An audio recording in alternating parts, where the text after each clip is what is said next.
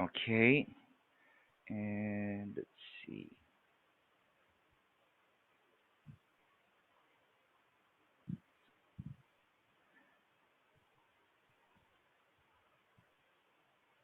Okay,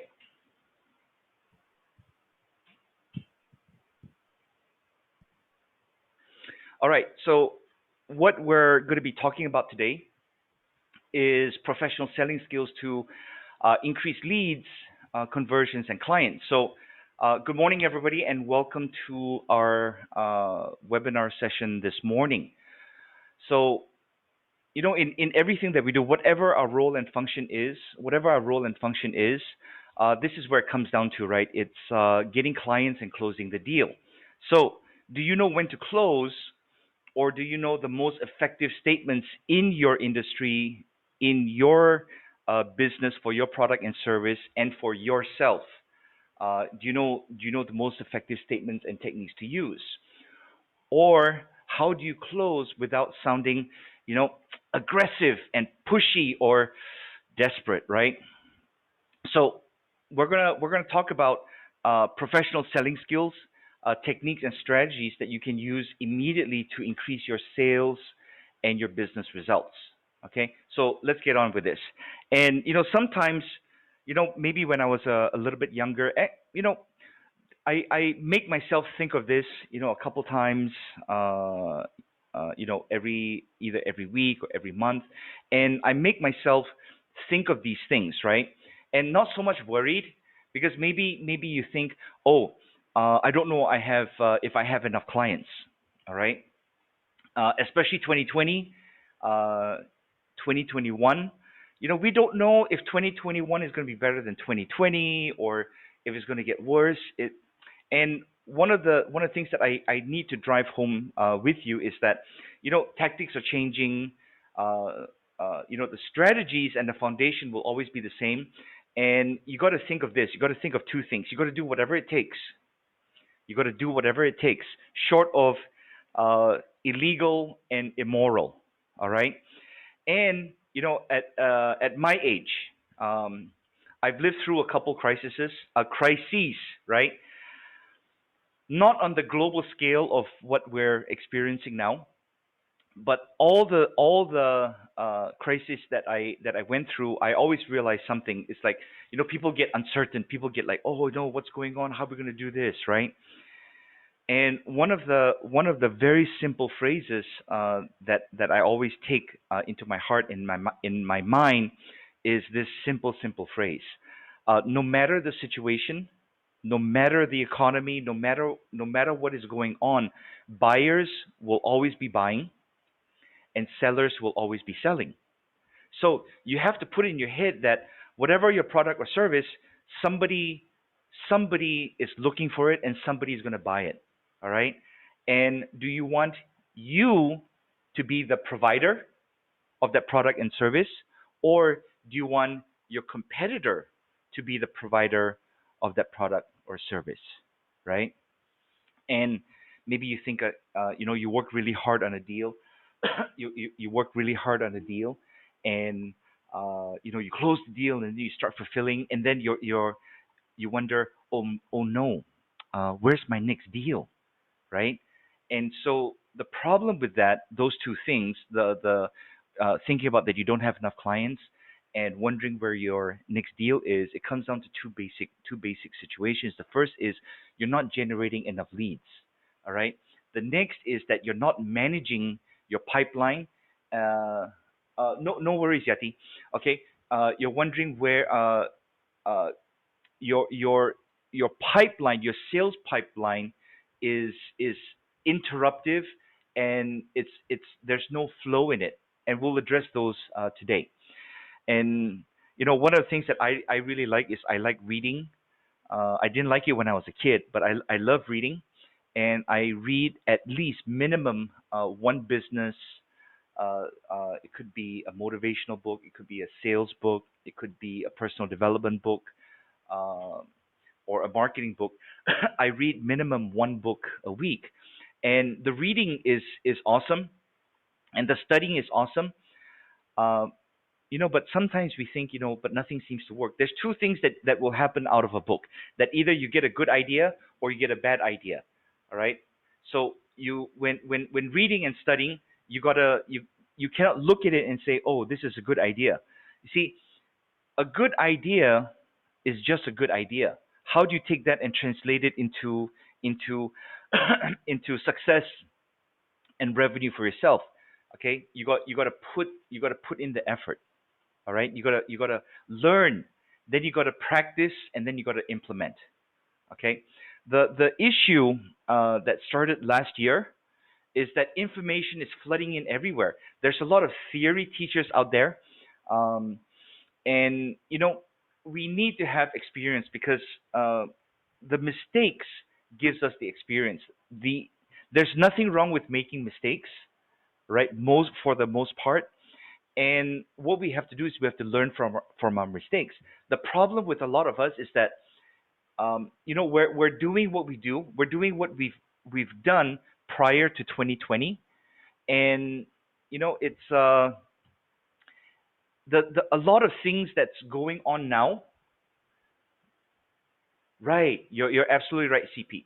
There's a lot of things going on now, and my belief is that the pandemic is not what's breaking us, nor is it causing all of our problems. It's actually revealing what's already broken. It's showing us what we need to fix. It's kind of like a stress test, right? It's showing us where our leakages are. It's showing us where our breakages are, and we must fix all of this now. And so, that's why we created this online webinar training, and we're going to help you fix a few things, and let's have a better year from this point on, shall we? Okay. I also want to mention that sometimes I'm going to be looking off of the camera, and it's not because I'm distracted. It's because I got a couple screens here and I got one screen over there to help me monitor the chat and the questions. All right.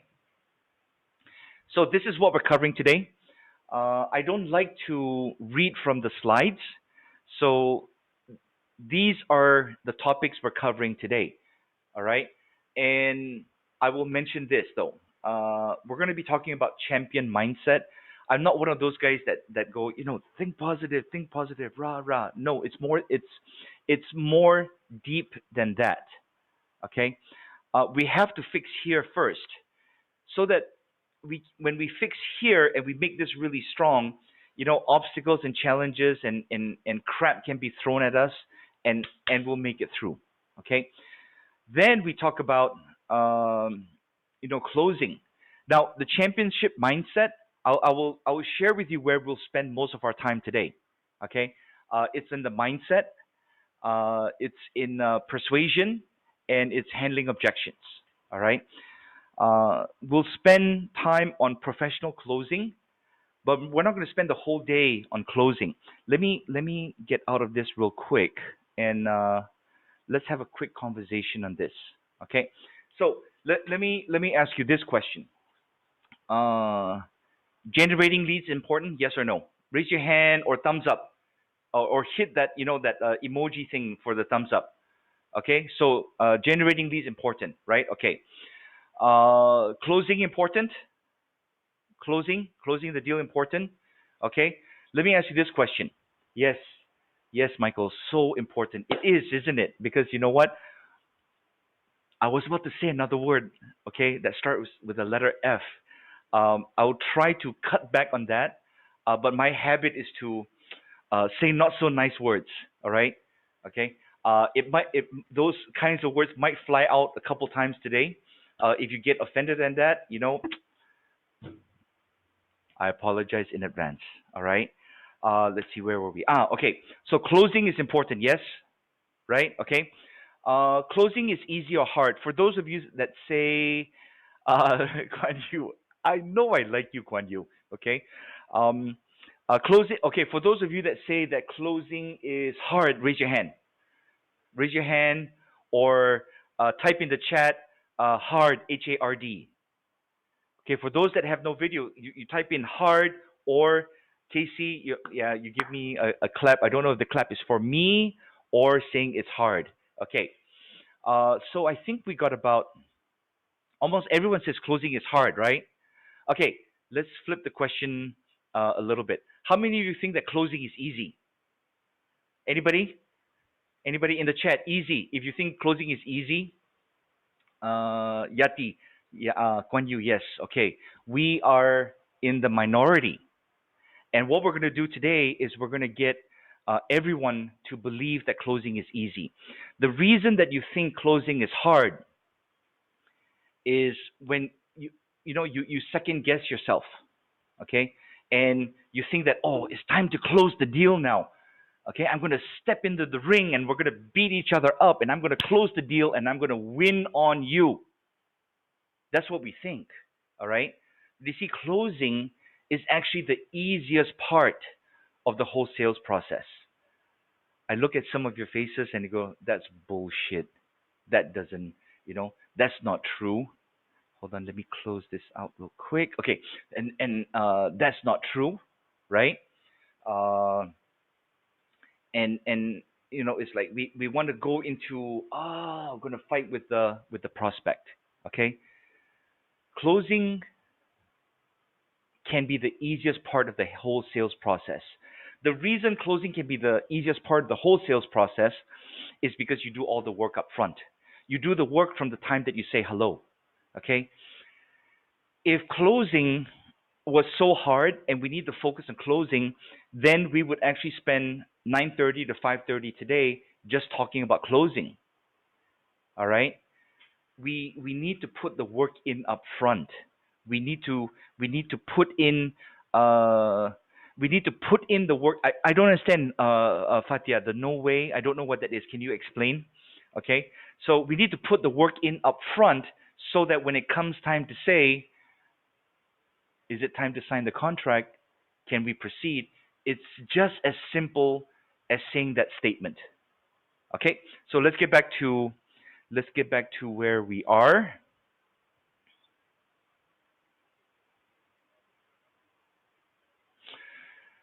Okay, so these are the things we're going to be going over today, and we're going to discover three things. We're going to discover skill set, the skills that you need in order to be able to generate more leads, close more deals.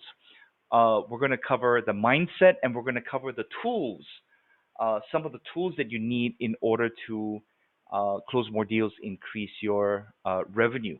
All right. This picture here, this is an actor called Danny DeVito. It's actually a screenshot from the movie called Tin Men. Okay, and it's about these door-to-door sales guys that are selling, in the U.S., on the walls outside. Most of the houses are made of either brick or some kind of processed wood, and the wood needs to be weatherproofed. So. In the 60s and the 70s, they came up with aluminum siding, and what they did was they had teams of salespeople going door to door to houses to sell the aluminum siding. It's basically like sheets of aluminum that you stick onto a wall on the outside to protect and make it last longer. But the issue is that when we show up to a prospect or a client and we're like begging them, and we are needy, and then we start to get aggressive and pushy. We don't want to be like this guy. We don't want to appear desperate. We don't need to be pushy. Because this causes low results. It's ineffective and it's inefficient. Okay, and I'm going to share with you my technique and my secret on how not to appear begging and needy and desperate. It's actually a very very simple answer to that. All right. Now, my promise to you is I sincerely respect your time and effort in being here with us on this session today, on this wonderful, beautiful Saturday. And my first promise to you is that I will not waste your time. Okay. I promise to share relevant and valuable information with you, and you don't need to believe everything I say. You don't need to think I like and trust Chris. I will back up everything that I share with you. I think that's fair, right? As mentioned, we're also recording this session and we'll get it sent to you within 24 hours as a private YouTube link so that you can replay, you can fast forward and rewind the parts that you want to hear and watch over again. And I'd like to ask you a favor. You will have questions along the way. You will have questions along the way. You're welcome, CP. Um, so please either type your question in the chat. I am monitoring the chat. I have someone else helping me monitor the chat as well. Or you can write them down and you can ask me at the end of a module, or you can, ask me if I say, do we have any questions before we move on? You can also keep your questions if you like, all the way to the end of today, because we will have a Q&A at the end of the day as well. Okay? Now, you can improve. You see, everything that I'm sharing with you is effective. I've used, let me say that again. I'm using these techniques, ever since I started in sales and marketing 30 years ago. Okay, I'm using these techniques since the first part of 2020 until this point. All right, I will only share with you things that are effective, and but everything is part of a complete process. Think of it like baking a cake. Everything in your sales process is like baking a cake. It has steps. You have a recipe, and it must be done in the right order. And to get better, you must do two things. You see, learning and studying is not enough. It's not enough. Okay, you must practice and you must implement. Okay, um, we must have this understanding. Okay, before we start, if your product sucks, fix your product. If your service sucks, fix your service. We need to make sure of these things. Okay, if the way that you're approaching clients or prospects sucks, and you don't have enough prospects which can turn into client, then something sucks. So you must fix your funnel process. Your funnel process is your whole pipeline. It's how you get clients in from the very beginning, and at the end. And that's not where the end really is, because the end is where you close them and they pay, and then that starts a new process. But for the sake of our discussion today, we're only going to be talking about the sales process. All right. The overall foundation, and this is where I get into my secret on how to not appear desperate and needy. Okay, uh, your client and revenue pipeline. It must you must have companies or prospects at every stage of your pipeline. Okay, what that means is that you must always have new leads coming in. You must always qualify those leads to make sure that you can sell your product to them based on two fundamentals. The first fundamental is it going to work for them? Will they benefit? Do they have a problem that you can solve? Okay. And the second is, can they afford it without going bankrupt? Right? So you must have those. Then you must have the people that you're going to present, or you already presented and in their evaluation phase, or they're about to close, or they closed already. Now, for some of us, that sales process or that sales pipeline can be a little longer. For some of us, that sales process can be a little shorter.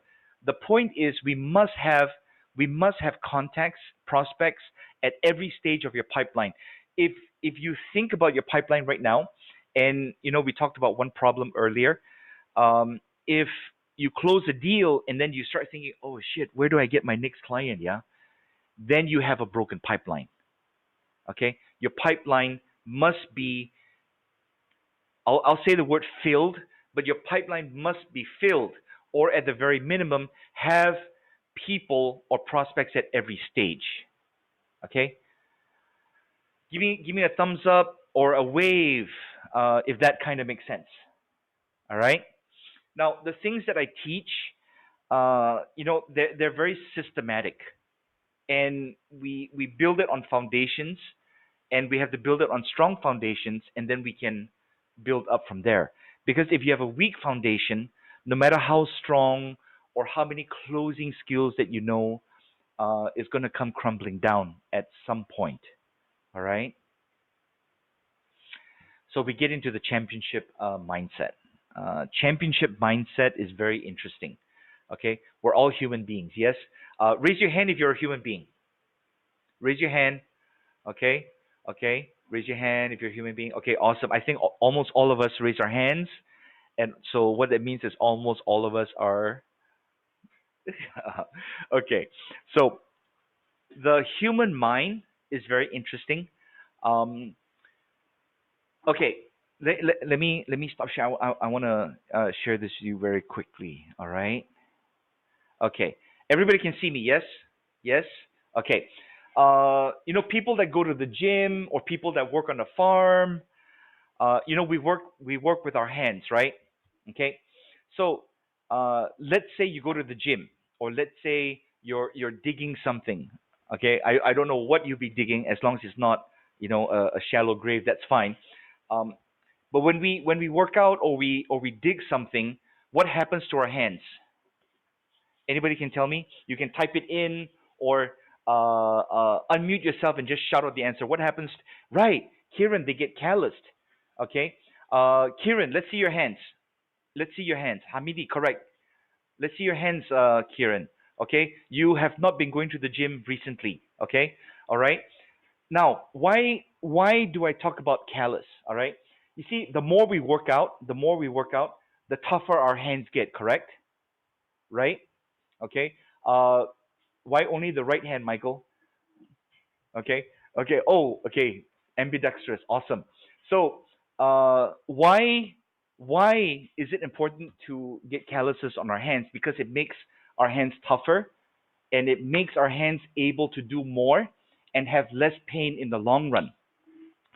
Did you know that you can do that with your mind and your character as well?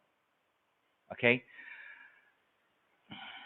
Let me ask you this question. And please be gentle with me, because I'm going to ask you a question. I'm going to ask you to type in. For those that know the answer, don't put it in. Uh, I'm going to ask you this question: how old do I look? And then just type in the answer to. Uh, okay, Michael. You know what? That's just too much. All right.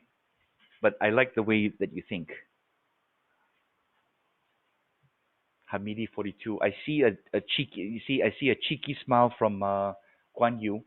Don't start anything with the number six, yeah. All right. Yati, okay.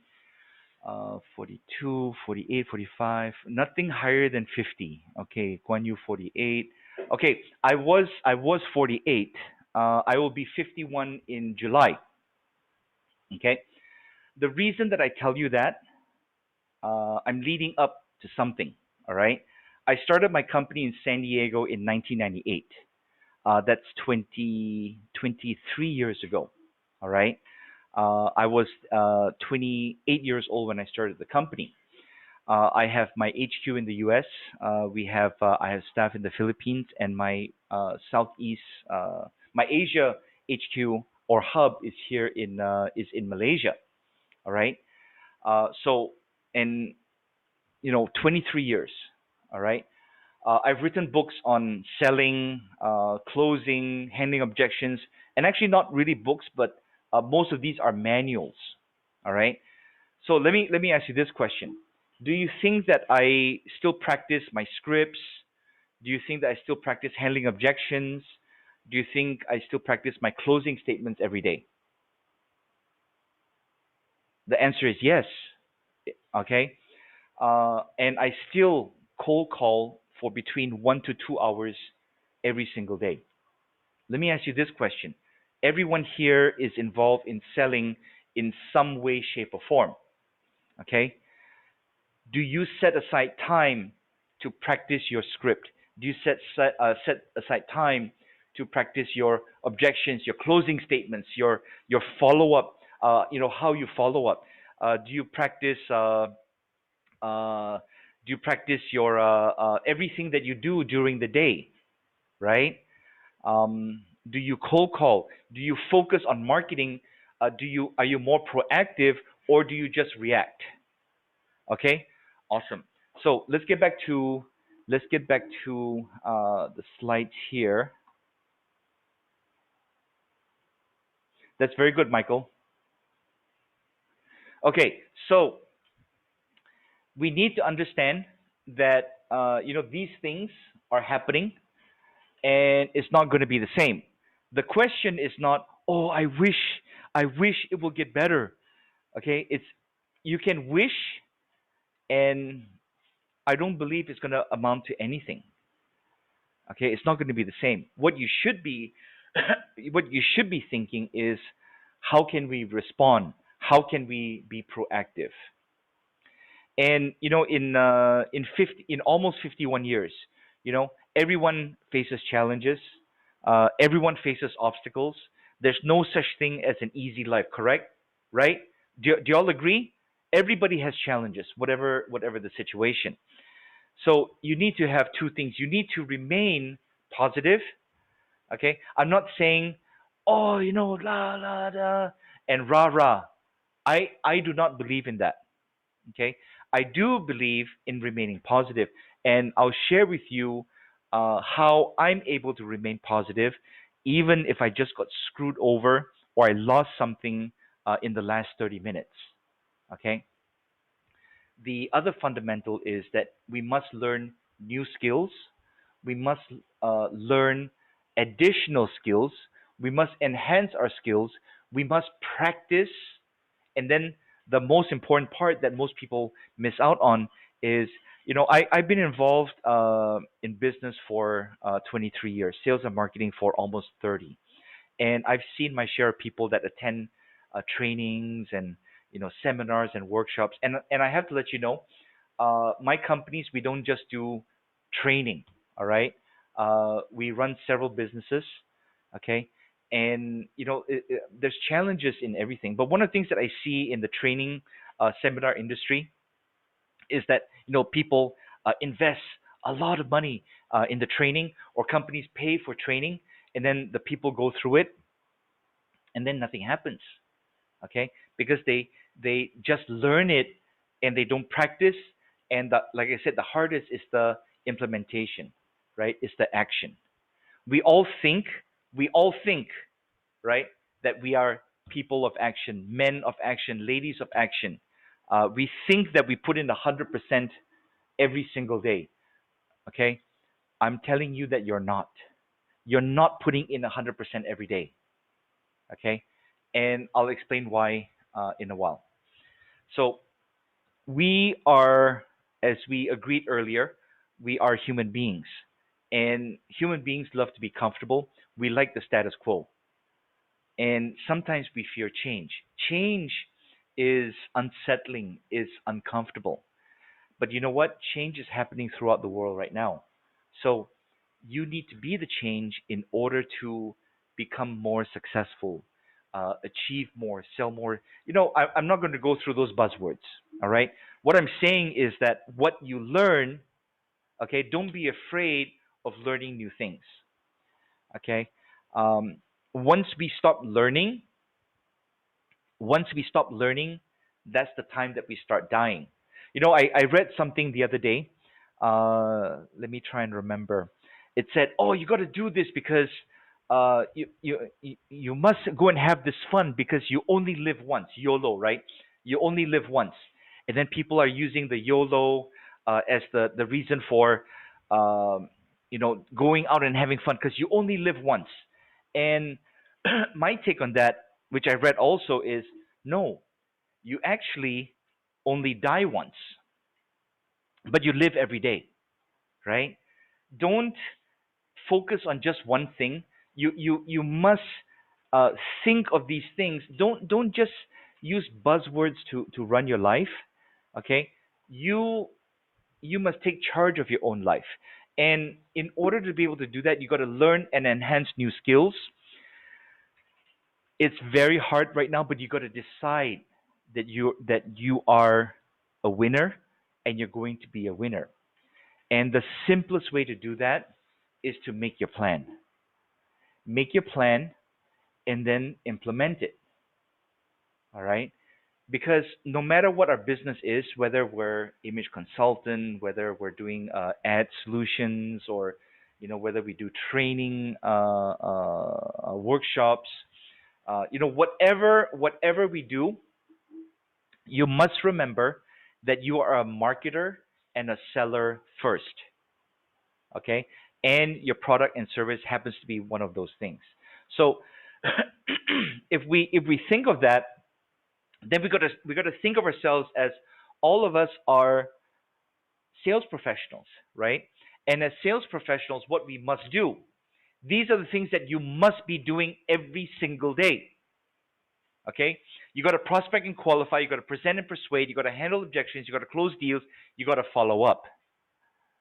Okay, as sales professionals, these things that you see on your screen, these are all the things that you need to do. And what do we hate to do? What do sales professionals hate to do? Sales professionals hate to prospect, or they don't do it consistently enough. They don't qualify. They don't qualify their leads. That's why they put in all the effort, right? You've heard your salespeople reporting to you. You've said this before, okay? You do all the steps, right? And then when it comes time to close, oh yeah, we actually don't have the budget for it. It's like, damn. And then you think to yourself, why didn't you tell me that before? Dude, if you tell that to yourself, and you say to yourself, why didn't they tell me that before? You deserve it because you didn't ask. You didn't qualify them in the very beginning. Okay? As sales professionals, we are hired and our responsibility is to prospect and qualify, present and persuade, handle objections, close deals, and follow up. Okay, the follow up. Have you ever follow up with someone, maybe out of the blue, you say, oh, I'm going to call this guy, and then it's 2 months later, and then, hey John, this is Chris from XYZ company, and then the guy goes, who? That's the worst thing to happen. All right, who's this? It's like, damn. Or the next worst thing is, oh yeah, yeah, yeah, thanks for giving me a call, I already bought from somebody else. Okay, these are all your fault. So we need to fix that. See, average is the new mediocre. Mediocrity. Okay, let me get this here. Who can tell me what mediocrity is? Anybody? Just either type or unmute yourself. Common, just Uh, average. right. Mediocrity is the new average today. I agree with you, Kwan Yu. Okay, it's the new average. 10 years ago, mediocrity was the worst. I'll give you an example. Uh, in one of my jobs, uh, I didn't start out in the training industry. When I started my company in 1998, I only transitioned and added training after about 3 or 4 years. And to be able to learn the training industry, I took a job with a company. I'll just mention the initials is RRI. All right, I wouldn't mention who it is. I took a job there, and I learned about the training industry. Okay, and there was this one guy. His name was Ray. Ray was a African American gentleman, right? He was in one particular team, and what we had to do was we had to go to a city. I was in San Diego. They put me in let's see, I was in San Francisco and I was in Los Angeles. So this was in San Francisco. This was probably in 2000, right around 2000. Okay, so Ray was the number one performer on the team. There are usually 4 to 6 people on the team, and so he was the number one performer on the team. So that would be. Do you all think that would be good? Raise your hand if you agree that's good. Right? Yes, yes, no. Number one on the team. Okay, but that team was the worst performing team. It was underperforming. Okay, so he was number one. Somebody has to be number one, right? In any team, right? So he was the number one in the worst performing team out of the 6 teams. All right. Not only were they the worst, but they were underperforming way below average. So they were a mediocre team. You see, if you're performing average now, it's okay. You can possibly survive. But the problem with that is is we've accepted the average. We're accepting the average as being acceptable. And today, being average is the new mediocre. If you're average, stop fucking being average. Okay? Ray was saying, I'm the number one, I'm the number one. And so I created this term. I think I created it back in 2000, 2001. All right? Uh, have you all heard the term? Raise your hand if you heard it. Cream of the crop, right? Cream of the crop. Cream of the crop means the best of the best, right? Okay. I created this term to Ray, and I told him straight to his face. He said, "Oh, I'm number one." And then I got pissed, right? It's like, dude, I'm number three on my team, and my numbers are higher than yours. Okay. So I told him, Ray, you're not. And then you've heard the cream of the crop, right? He goes, yeah. And I said, you're not the cream of the crop. You're the cream of the crap. Okay, because you're the best of the worst. I said that straight to his face, and he was a big black guy. All right. And so, and we see that more often nowadays. We're average, and if we show up on time to work, oh, I showed up on time to work. Oh, I cut short my lunch break by 10 minutes. Oh, big fucking deal, right? We are allowing ourselves to be average, and average is the new mediocre. Why do I tell you that? The reason I tell you that is because it's so easy to bring yourself a little bit higher, because your competition is the average. And do you want to be better than your competition? Yes or no? You don't have to outperform your competition by working 20 hours a day, right? You don't need to, you know, uh, uh, uh, you know, um, uh, talk to 1,000 prospects a day to be more successful than your competition. You don't need to be, 1,000 times better than your competition to close the deal. You just need to be a little bit better. You just need to do a little bit more. You just need to show up a little bit earlier, work a little bit later, make a few more calls a day, put in that little bit of extra effort in your proposals, in your calling, in your practice, and your implementation. You just need to do a little bit better, and then you're no longer average. Average is the new mediocrity. I'm not going to ask you this. Please do not answer. All right? If you right now believe that you are average, I'm telling you that you have the chance to be more than average, whether you believe it or not. Okay? Let's get back to the training slides.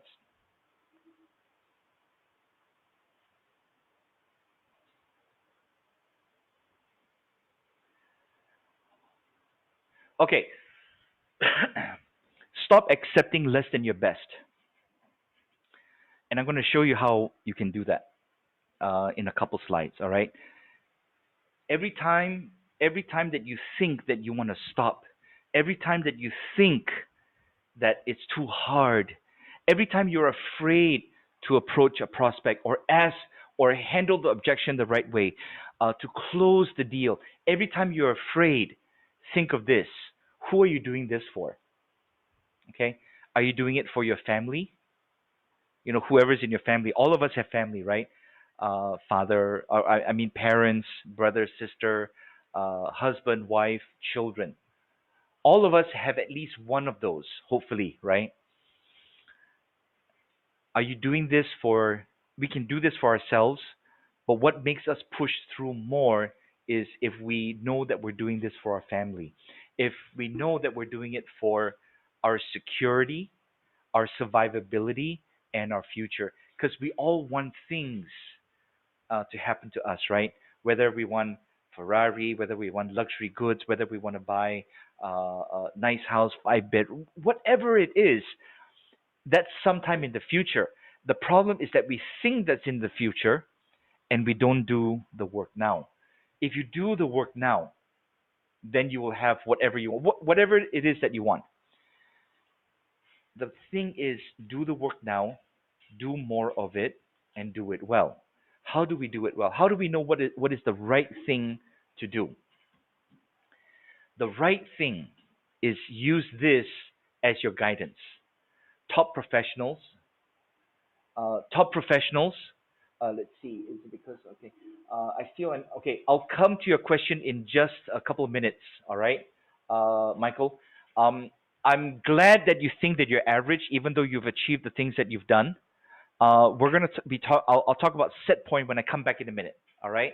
So if I forget to answer this question, uh, do your love sign or your thumbs up and remind me. All right. Uh, get this as your guideline. All right. Top professionals identify the activities that give us the greatest results, and we focus on those. And we focus on those activities with constant and consistent action. You're right, Kwan Yu.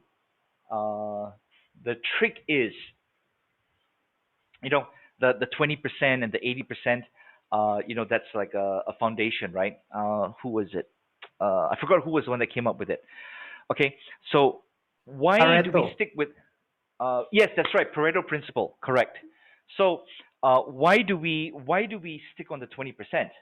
Why don't we do more of that 20%?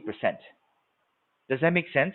So this is where we identify the activities that give us the greatest results. That means we identify that 20%. We identify the 20% that gives us the 80%, and we focus on that with constant and consistent action. Let me unshare my screen, and let me ask you this. All right. Let me ask you this question. Uh, and I would ask you to unmute yourself to give me an answer because I would like to get some victims, I mean volunteers to help me answer this question. My question is, what are some of what are some of the activities that give us the greatest results in what we do? Anybody? Networking, Networking, okay? strategic networking. Okay, a little hard to do nowadays, isn't it? I think Can it's still be? possible actually with Right. MS Teams and all that. Yeah. Yeah. Okay, what else? What else? What else is an activity that you, as a business owner, as a sales professional, as a marketing professional, would you term is the is an activity that gives you the greatest results? Asking the right questions. Yes, I accept that, but I'm talking about a specific activity. Okay, let me ask you this question. Uh, checking your emails. Checking your emails, is that an activity that gives you results? Yes or no? Mm, Okay, if it's yes, go yes. If it's no, go no. no. No. Okay. Organizing your files in your desk because we must be efficient, right? Organizing your files in your desk. Uh, is that yes or no? Is it a good activity or no? No. Okay. Michael, yes, you're saying it depends. You're right. What I'm saying is that you can always check your email. All right. You can check your email at specific times, but don't do it at the expense of a revenue generating activity. Okay. What else? What else? Okay. So how about setting aside 1 hour a day to follow up on your prospects? Is that an activity that gives you results? Yes. Yes. Okay. But we hate to do that, isn't it? Yes. Right. I'm going to share with you how you can do it more effectively. The reason we hate follow up is because we suck at it. Okay, I'm gonna share with you how. Hey, first of all, yes, CP asking for referrals. Yes, uh, I'm gonna share with.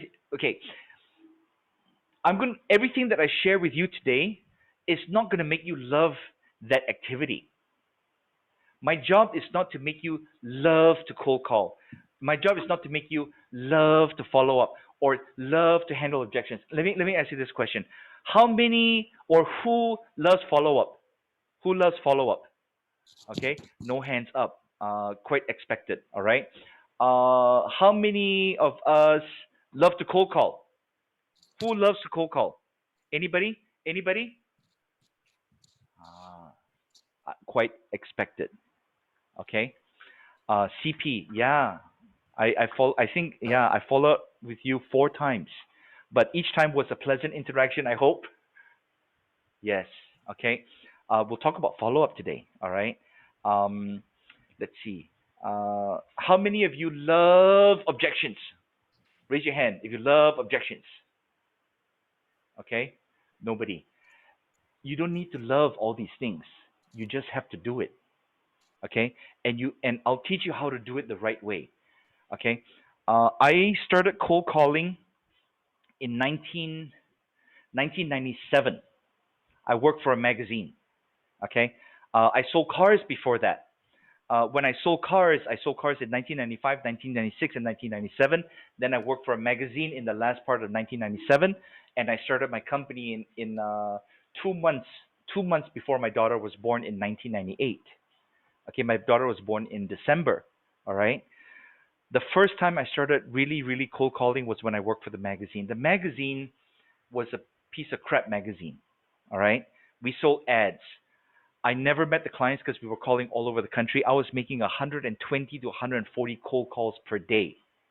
Did I enjoy that 120 to 140?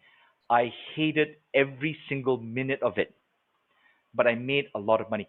We weren't scamming, no, not scamming, yeah. But we were selling advertising over the phone, and man, we were ruthless. We could close a 10,000, 15,000, $20,000 deal in one call and take a credit card. When you talk about one call close, that's a one call close. I was doing 1 to 2 one call closes a day. Okay. When I started my company, that's actually what I started with first. And the things that I learned, I taught my team how to sell like I sold. And each one of them, nobody was over 28 years old. Uh, most had, two came out from prison. Okay. Um, one, one was arrested by the FBI before me. I'll tell you that story in a bit, okay? None of them was over 28 years old, all right? Some had no education at all, but every single one of them, extreme minimum, was making 2,000 to 2,500 USD a week, okay? And when we were doing that, all we did was cold call. Now, having told you all that, I also wrote cold calling scripts. I've trained radio stations. I've trained Mercedes, Lexus, Coldwell Banker, Century 21 on how to cold call, put in a cold call calling program. Now, let me ask you this question: do I like cold calling? I fucking hate cold calling. I hate it. All right, but I do it every single day. You see, the thing is, you don't have to like what gives you the results. You just have to like the results. Okay? Do you think the farmer loves to work under the hot sun and in sweat and dirt?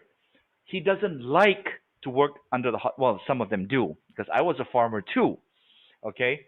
Um, Actually, not a farmer. I was a ranch hand in San Diego when I first went. So, uh, what they like is the results that they get from the harvest. See, you don't have to like prospecting. You don't have to like cold calling. You don't have to like handling objections. You just have to be good at it.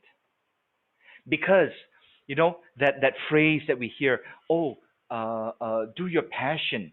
Do okay. Yes, you can do your passion, okay. But if you don't cold call, you don't handle objections, you don't close the deal, what is your passion worth? Nothing. Okay? My passion is not cold calling. I'll tell you right now, my passion is the exact opposite of cold calling. All right? What I love is the results that I get from it. And that's what we have to focus on. Okay? So let's get back to the training slides. Okay, so, and we have to do those things with constant and consistent action. What does that mean? That means you have to do it every day. Okay, I don't do now. I check my email constantly. I'm blessed because I'm in front of the computer all day long. I have things set up on my phone. I have alarms and things like that. I will tell you that I check my email constantly. I have a little app that tells me, oh, hold on. Okay, thank you.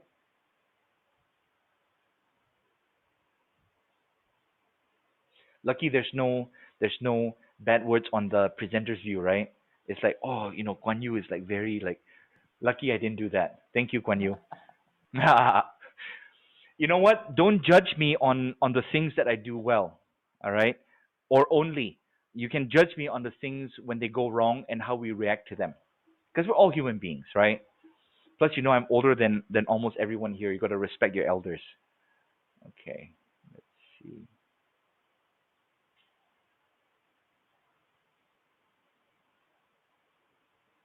Okay, so are we on the right screen? Yes. Okay. So we have let's see. Michael, you had a question. I don't want to forget that question. Okay, let's talk about this one now.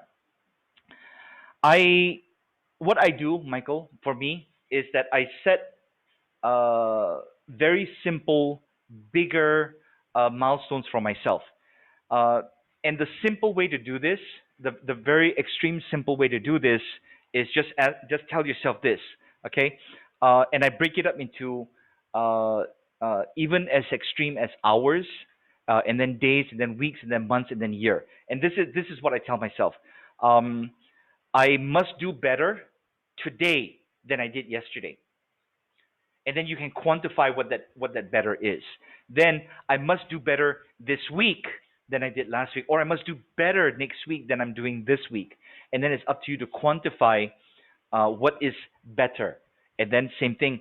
I must do better this month than I did last month. I must do better this year than I did last year. I must do better next year than I'm doing now.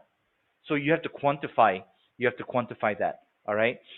If you think that you've achieved a lot and big things in the past, then you got to build on it. And I'm very sure that you have mentors and coaches that will tell you or share with you or guide you on what the next big thing is for you. Okay. So constant and consistent action. We have to constantly and consistently do those activities that give us the greatest results every single day. Okay. What I do is I write my proposals. I usually write my proposals. I do most of my admin in the evening. Okay. My day does not stop at 5 or 5:30. Okay. I work on the weekends. I'll give you an example. CP, you actually made it very easy for me to follow up with you, and it's because of the way that we are mature professionals, I believe. All right. I also never tell my client no, and this is what I mean by that. CP said something along the lines, either I said or he said, but I think it was he said he will call me on Saturday at by 1 p.m. if I remember correctly, and I had it in my notes to call him before 1 p.m. on that particular Saturday, but he called me. Now, if he didn't call me by the 1 p.m., I would have called him. Okay, uh, so when he said call Saturday 1 p.m., I didn't say no, no, no, no. It's a Saturday. It's my family time. It's my whatever. No, my immediate answer was okay. No problem. Talk to you tomorrow or talk to you on Saturday by 1 p.m. I've also experienced where people are trying to sell me something, okay, and then I ask questions, and then do you know the answer that I get? It's like, oh, it's after office hours now. I'll reply to you tomorrow. Okay, how many of you agree that that is acceptable? Right? It's not acceptable, right? Now, I'm not calling at 11 p.m. or 1 a.m. It was like 6 or 6:30, all right? And that's what I'm talking about, the mediocrity, all right? So we get away from that by going into the long-term mindset. The long-term mindset, but we have short-term immediate actions. We think the long term and we must get to the long term by doing something today, by doing something this minute. Okay? I will not read every line of this because two things. Oh, I also maybe forgot to mention that you're going to get a PDF of all the slides that you see here today, so you can take screenshots. You don't need to copy everything down that you see on your slides. I apologize. I should have mentioned that earlier. You don't need to copy everything on your slides that you see on your screen because I'm going to send all of this to you. All right. Then you can follow along and with the PDF of the slides as well as the video. All right. So, but I'll mention a couple things here. The couple things are high value activities, and that's exactly what we just talked about, right? Identify the activities that give you the greatest results, and then focus on those activities with constant and consistent action. All right. So focus on high value activities, and then learn, practice, and action. And then you must relax and have time for yourself because listening to me sometimes, people tell me, oh, you work 24 hours a day, you work 7 days a week. And my answer is yes, I'm capable of doing it, and I have done it, but it's for the right reason. Okay. And we all need to relax and take a break here and there. Never feel guilty if you have to take a break. You only feel guilty when you take a break when you leave your work undone and incomplete. Okay. See, we don't need to be smarter than everyone else. We don't need to be.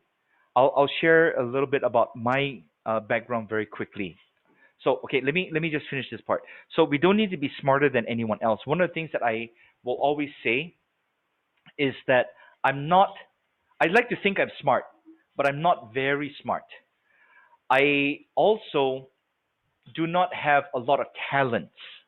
Okay, because we all we think that, oh, to be successful in business, to be successful in sales, you must have talent, right? I can tell you that I never had any talent to be in sales. The only reason the only reason I'm in sales is because I couldn't find another job, and so I had to go into sales, right? So I didn't choose sales to be my career. All right. I was in the military for 6 years. I was a military officer. Let's see, American or European? Oh, okay. So yeah, I actually CP. I'll address that now. My dad is American. My mom is Chinese. All right. So I served 6 years in the military. I was a military officer. I was in the commando unit, and then I worked, for a company. After that, didn't wasn't really, gelling with me. My dad's American, but I was never in the U.S. I was actually born in Singapore. Okay, I grew up in Singapore, so I had PR there, right? So then I went to the U.S. I stayed with my uncle, not really my uncle, but my dad's best friend. He owned a ranch, so I thought I was going to be a rancher, right? Cowboy and things like that. But no, I was the ranch hand. So I was the guy carrying all that stuff. Now, before I went into the army, before I was in the military, my education was I didn't do well at all. I got into a lot of trouble, didn't have good results. I finished my A levels, and I had about 7 or 8 months before I had to go into the military, into the army, right? So I worked at a factory. I was a factory worker for 7 months. All right. And then, okay, so then fast forward to the US. I worked as a ranch hand. That means laborer. I also worked labor in the US. I also worked at a tire shop changing tires. Okay. And the things that I learned about selling, uh, none of it was talent because one of the things I realized very, very early on, and I was blessed to be able to realize that, is that I'm quite an untalented person. Okay. What I do have is skills that I learned over the last 20 plus years. All right. And I can take those skills and then I combine it. I combine it with discipline and consistency, and I'm able to and willing to and regiment myself to taking action. You see, to do well, we just need skills and discipline. discipline in learning the skills, practicing the skills, and implementing the skills. And I call it regimentation. Regimentation means I decide that from this time to this time, I will make my cold calls. From this time to this time, I will work on this. From this time to this time, I'll work on that. That way, that way, I never have the the thought in my head, because we often have thoughts in our head like, don't answer this one out loud, all right, just inside your head, all right. We have experienced this, all of us have experienced this. I know I should cold call now, I know I should follow up now, but I don't feel like it. I don't feel like it right now. We all have that, all right. And what regimentation does is it takes the emotion and the feeling out of the necessity of the action. Okay, does that make sense? Just raise your hand for me if it kind of makes sense. Yes? Okay, awesome. Do we have to improve by 1,000% by tomorrow? That'd be awesome, isn't it? But we don't have to. We need to implement small changes. We need to implement small changes and take daily action, and that will give us massive results. I'll use cold calling as an example. In the 1 to 2 hours that I call every day, possibly 30, 35, 35 calls. All right. And I do that every day, and it all adds up. Okay. You don't need to make 100. Now, I started my career making 140, 150 calls when I was working for the magazine. When I was working for myself, I was cold calling 7 to 8 hours a day, 6 days a week, Monday through Saturday, because it was my own business. I only had myself to rely on. My daughter was about to show up in 2 months. Young family, just bought a house. So I had commitments, right? So I was willing to do 7 to 8 hours of cold calling. It was torture. The amount of rejection that you get from making 140, 150, 160 60 calls is massive. But you have to understand that everything that we do has rejection, right? If you accept, the rejection and it's part of the process, then so what? So what if they tell you no? Now, I'll go into this part, okay, about how to not appear needy or desperate or pushy, and how you do that is a concept that I call abundance.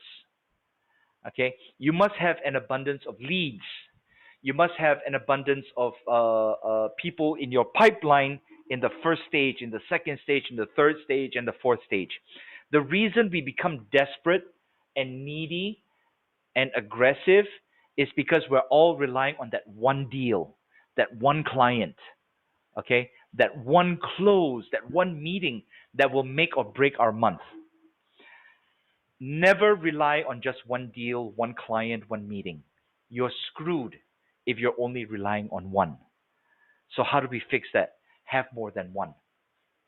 Okay? Have more than one. And how you do that is you make small changes in your activities, and you implement that with daily action, and that will give you results. All right? I would like us to do an exercise right now. Okay? Uh, I'm gonna break you up into rooms. Let's see. There's 24. Okay, minus up 1, 2, 3, 4. 1, 2, 3, 4, 20. Okay, 20. 20. Okay, let's do. We'll do 4 rooms. That will give us a good mix of 4 to 5 people per room. This is what you're gonna do. This is what you're gonna do in the breakout room, and I will visit. I will do the best I can to visit every room. Um, but we'll do this for about 7 minutes, 7 to 8 minutes. Okay. What you're going to do in the room is you're going to put your video on if you're able to. Okay. Put your video on, because shit, we don't want to talk to a black square, right? Correct. Okay. You agree, King Fai? We don't like to talk to black squares, right? We like to talk to attractive looking people, right? Okay, or at least be able to see the eyes and the nose and the mouth. All right, so you're going to go in the room. What you're going to do is you're going to introduce yourself very quickly, and we must be efficient, because we need to get this done in 7 to 8 minutes.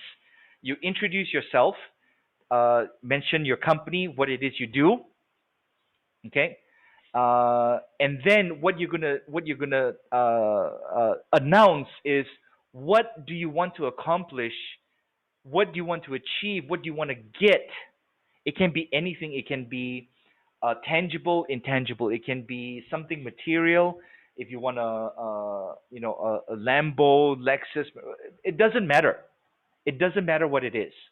Okay. When I was younger, I wanted the Mercedes and the Jaguar, and I had those. I had them at the same time, but it's not. To me, it's not important anymore. Other things are more important. So you have to decide what's important to you in the next 3 to 5 years, right?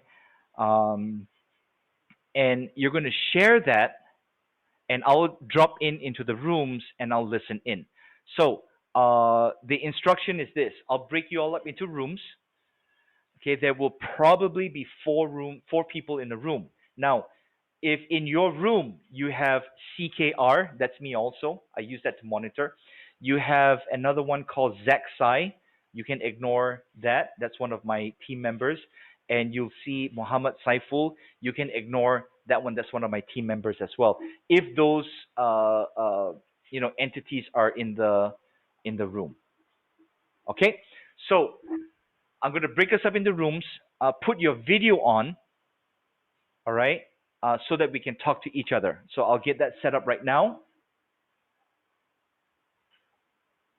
Let's see, 20, okay, 22, 18, 18. Let's do 4, 4, 3. Do 4. Yeah, we'll do 4. Okay. Okay. So just accept, hit the word join, and you will get into your room. And I'll visit all of you in your room as well.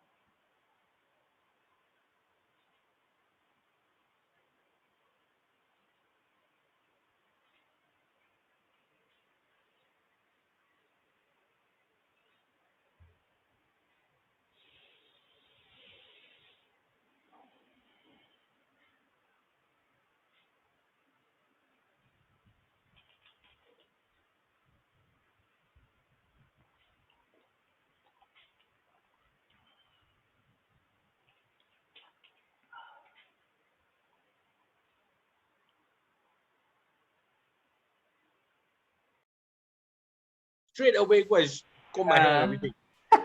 Understand? Okay, Chris, the four of us are all in the same company. We know each other. So how do we introduce ourselves?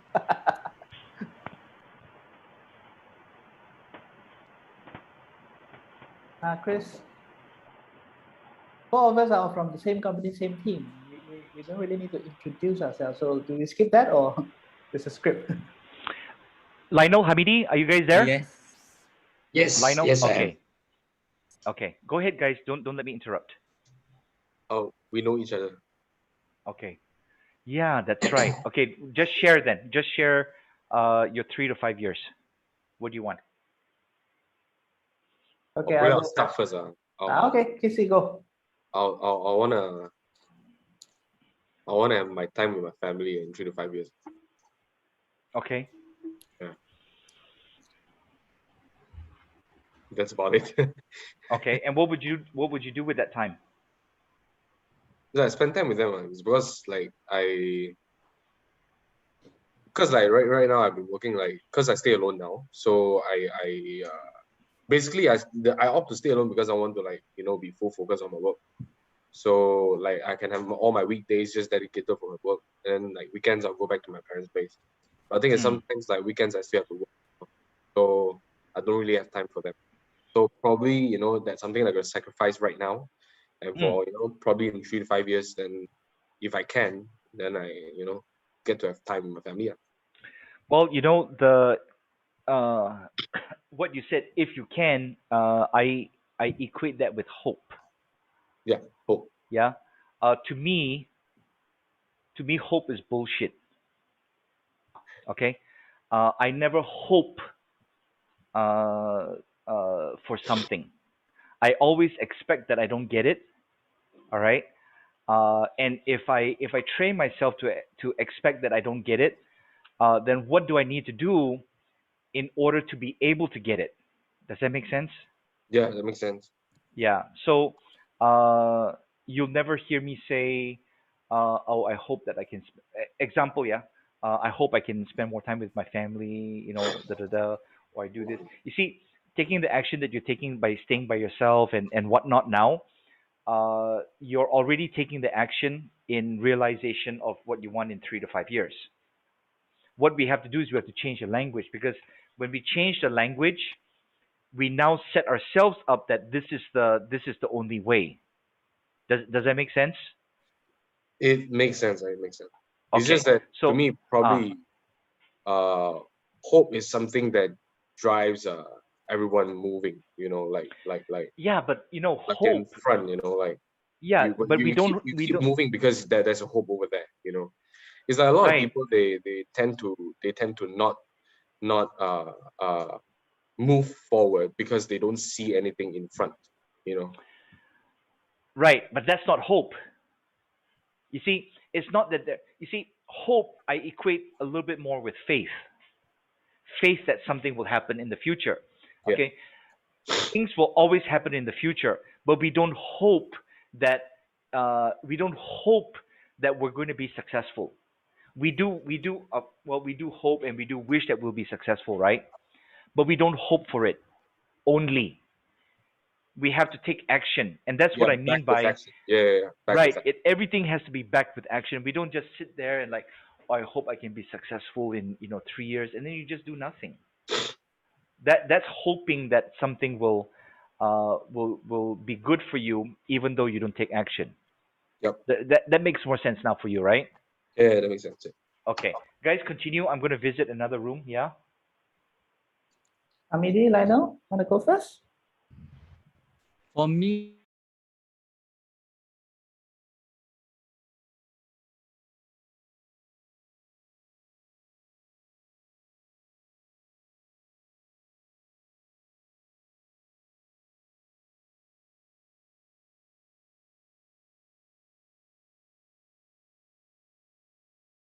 long-term goal. I plan to um, uh, be nominated, the company to be nominated for awards and stuff like that, to be the best training providers and the network resource company that is ever there, and yeah, to make it known around Malaysia as well. Yeah. Okay, thank you. Next, I will go next. That's all? Okay. Can I go next? Okay. Go ahead, Okay. Fatia. My name Yeah. is Fatia. I'm from California, Bahat, which is I'm Fatia. also a digital marketer. And I'm also estate planning management.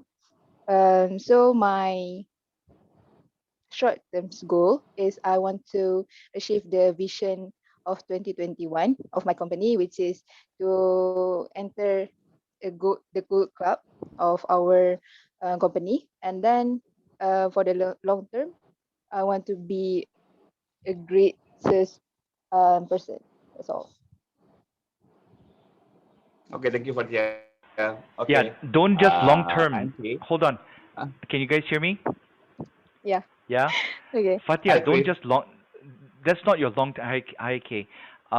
Don't be a great salesperson as your long-term goal. It should be an immediate goal. Okay. That means you you Okay. you want to be Uh, great every day, not like at some point in the future. yes. We need to be great every day, and we don't need perfection. What we need is mastery. Mastery means that you're constantly improving every day, uh, and you can decide to be great today. You can be greater today than yesterday by just implementing one skill that you learn today. Does that make sense? Yes. Yeah. Uh, Yeah. Eva, you kind of agree? You like that? Yeah. Okay. Awesome. Who's next? Me.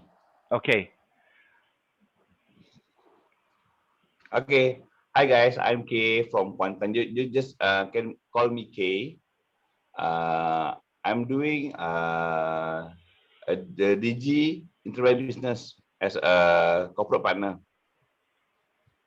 So I helping a small medium company to Excuse me, yeah.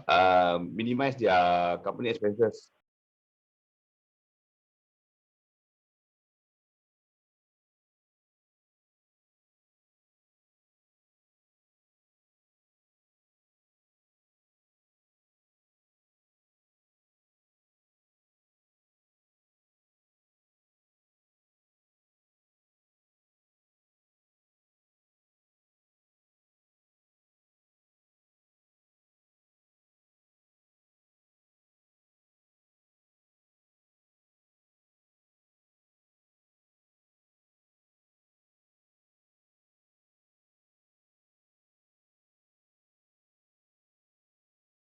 Are infamous in the industry for rewarding our team members with trips to Scotland and stuff like that. But it backfired, right? It backfired. So it was a humbling experience, and it has taught me to really think: is it just rewarding trips to our team member enough, or it has to be something deeper? And that was when I came up with a manifesto where I want my team members who is with me now to be able to own a property 1 year as they're working with me, all right? And then to welcome them into my exclusive club if they have clocked in 2 to 3 years, something like that, Kieran. So that's my that's my vision, man. Raise a family, and then at the same time, really make sure that my team members are well taken care of. They are The first sustainable. time I'm hearing this More incentive for you to stay, about man. property after 1 year. Oh yeah. Oh yeah, it's very possible, Keng Fai. It's very possible. And this is the first time you're hearing, because I was supposed to present this in our quarterly meeting. Last December, you haven't joined us, but we ran out of time, which is why in April, our quarterly meeting in Klang, I'll be presenting this again. So yeah. Cool. I'm looking at property every Sunday, gonna get one soon, so this is good news. Yeah.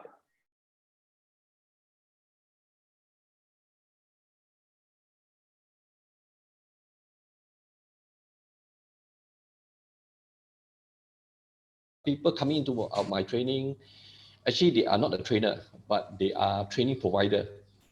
So sometimes they want to sell, but they don't have any idea, who to engage, what training program. So they actually engage me to do it for them. So actually for the past few years, I only work with my students because we have spent with each other for 5 days. They know me, they know my skill, they know my values. So I choose to do that. So like what I said just now, actually for the past few years, I have enough work for myself, but I just hope to get more job done, more job in for my trainers. Because many of them, they are good people, they have the good training skill, good value, good mindset. I think they deserve to be helped. Agree. That's a very noble act. I mean, yeah, I mean, like someone like me, because I wasn't from the sales background. I was from the operation side, implementation. So I made a leap of faith. So I jumped into sales with the thought of sharpening my negotiation skills, presentation skills, which I believe helps my career development. So previously, I was pretty much an introvert. So I was behind the computer. So ops is all about monitoring and figuring out how to optimize for the campaigns and all. So moving into sales, it was a culture shock for me.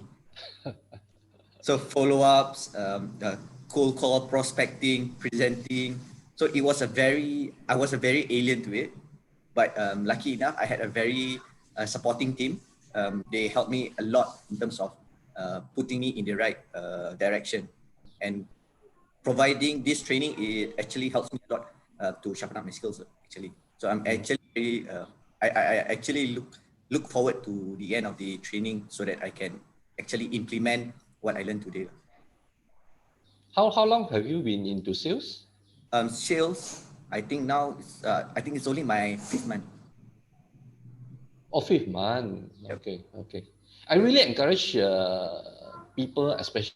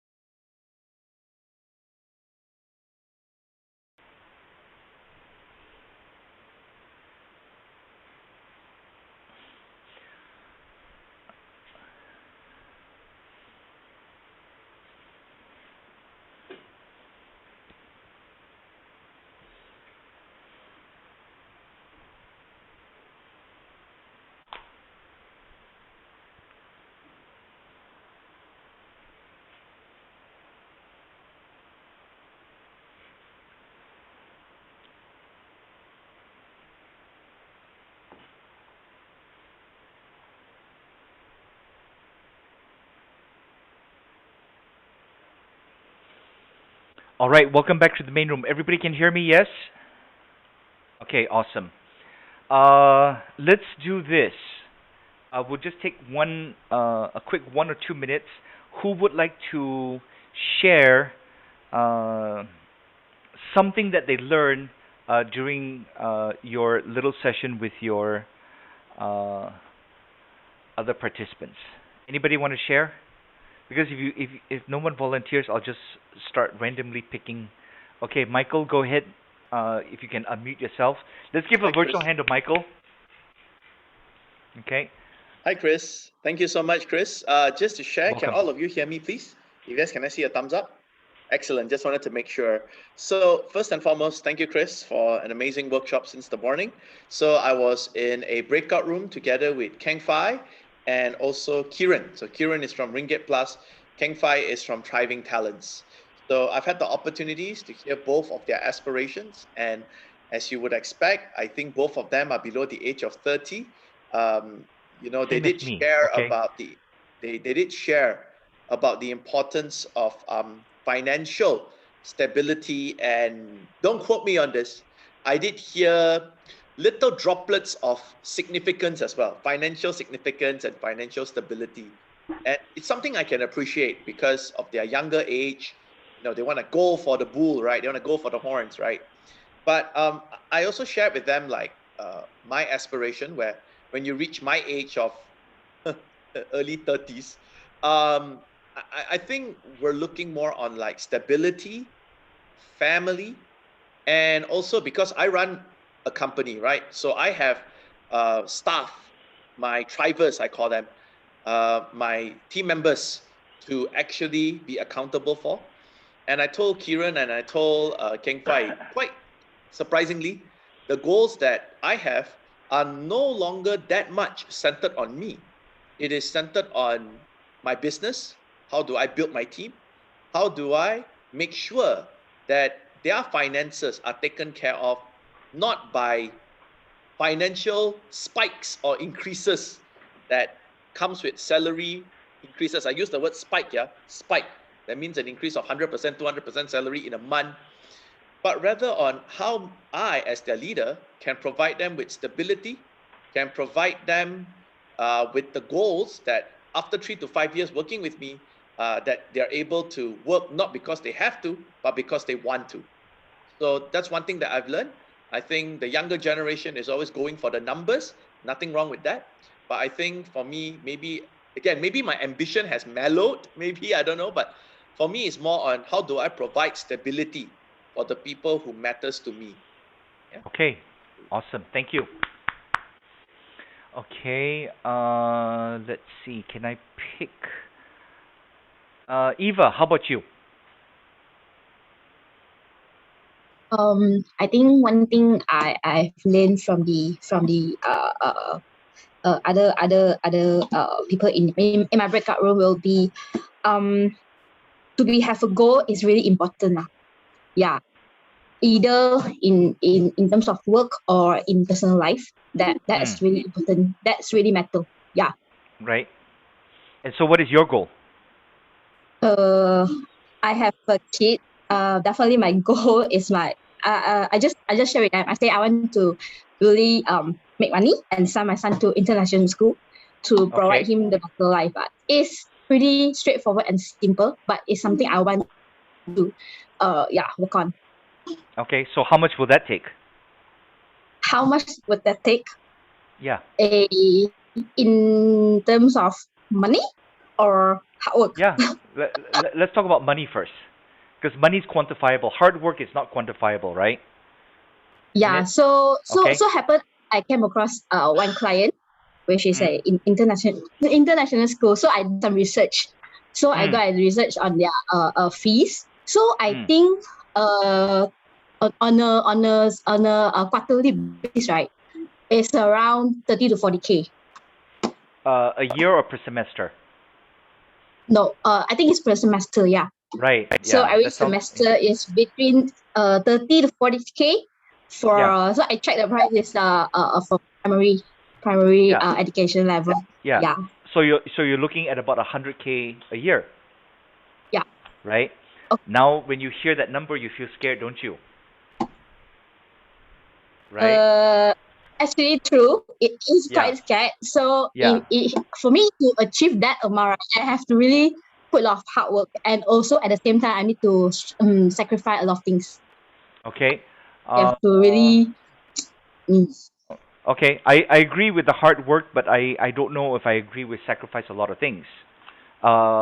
It depends on what your definition of sacrifice of a lot of things means. Okay, so it's interesting for all of us, right? We all, and no disrespect to anybody, okay, but we all say that to achieve my goals I must work hard, right? Right? We all say that, right? To achieve my goals, I will sacrifice. Correct? We all say that. Yes, right? Right? Yeah. What does it mean? What does it mean to work hard? What does it mean to sacrifice? So, hard work is not sacrifice already? Okay? And I'm not please understand, I'm not disrespecting you or picking you on you in any way. I've No. heard I've had this conversation for 20 years. Not with you, but with different people. We all like to use maybe buzzwords is a little bit too strong, but we all like to use cliches like I must work hard, I must sacrifice, I must make goals, but we don't quantify any of this. Earlier, let's see, who did I talk to? Was it Casey? Casey, your goal was to spend more time with family, right? In 3 to 5 years, right? So Yeah. the goal is important. So then you said, "Oh, I must work hard now, and I must do this." Okay, so let me ask all of you this question. Don't need to answer. Don't answer out loud. Answer this question. Everybody has goals, right? Correct? Yes. Okay. Does everybody say, "I must work hard now"? Everybody says, right? Correct or not? Yep. Right? And everybody says, "I'm willing to sacrifice and work hard." Correct or not? But to do what? What is work hard? Okay, work hard means wake up at 3 a.m. and sleep at 1 a.m. Is that working hard? I will tell you yes, because I did that. When I started going into the seminar and training business, my company, and I stayed in San Diego, but the financial district is Los Angeles, so it's 2.5 hours away by car with no traffic. Okay, if I left at 7:30, okay, it would take me 4 hours to get to Los Angeles. So what I would do is I would wake up at 3:45 or 4 a.m. and then it would take me 2 hours and 50 minutes to get to Los Angeles. Okay, and then I try to make all my meetings all at the same, well, not the same day, but the same day in the same area. Okay, so I had to get really good at that, right? And then by the time I head back, I have to go to the office. I have to do my paperwork. I have to process things. Okay, and then I would reach home at between 1 and 1:30, and then I would sleep, and then I would wake up 3:45 to 4 a.m. again, and I did that. How long do you think I did that for? If someone would guess, 2 months, 6 months? 5 years. Okay, not that bad. I only did it for 2.5 years. Okay, but every day was a damn long day. All right, so when we talk about working hard, we have to quantify it. All right, and there were things that I learned in that 2.5 years that I still implement today. All right, going on 3 to 4 hours of sleep 6 days a week for 2.5 years. That's why I look the way that I look. That's why I have all this gray hair, right? But my point is this: we don't want to. How old is he? 6, 7? Okay. Sorry. So it's okay. And then we need to think about the things that we. Damn, Nadrul, you said that I did that for 10 years, or how do I address you? Is it Shakif is better? Nadrul is fine. Okay, Nadrul, 10 years. Okay, that'd be just ridiculous to do that for 10 years, isn't it? But you know what? Would I be willing to do it for 10 years? Hell yes. All right. There's many things. You see, that we have to understand this. There's many things that we may not like to do. There's many things that we may not like to do. There's many things that we sure as heck don't like to do, but we have to do them, and we have to do them well, because it doesn't matter whether you like it or not. What matters is that you just must do it. Okay, so let's get into this. We're going to get into prospecting. I'm going to show you two pictures. Okay, picture A and picture B. What I'd like you to do is tell me which one you want, picture A or picture B. Okay, and the context of this is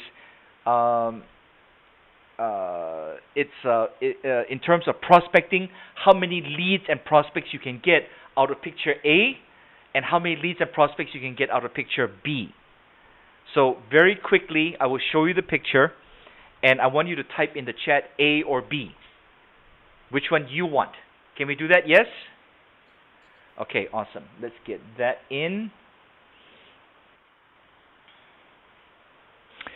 I've had a couple people tell me that they're having challenges with their internet. We actually had about 60 registrations for March 16 and March 20 combination. A lot of them cannot make it on 16 or 20, so they're getting the recording sent to them. If you're having challenges listening and joining, don't worry. We're recording everything. We're going to make sure that you get everything also. All right?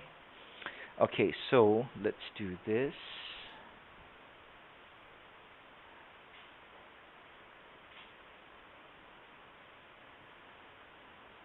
Okay, not this picture, it's the next slide. Okay, get ready. I want you to type in, if you want A, type in A. If you want B, type in B.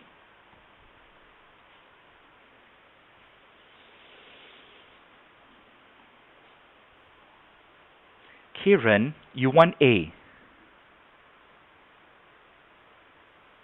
Sorry, did I mishear the question? Yes, if you think that you want situation A, where the guy fishing for leads, you're fishing for leads and prospects, do you want situation A or you want situation B?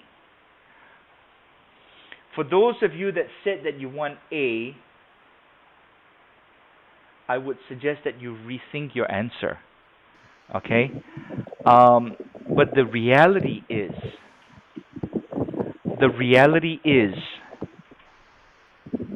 most of us are in situation A. We're looking for the leads in the wrong places. Hold on, let's see. Okay, I'm going to mute you. It seems that sound is coming from you. Okay.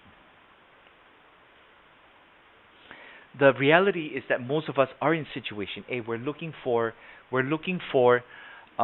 leads in the wrong places. We only have one way of finding leads and prospects.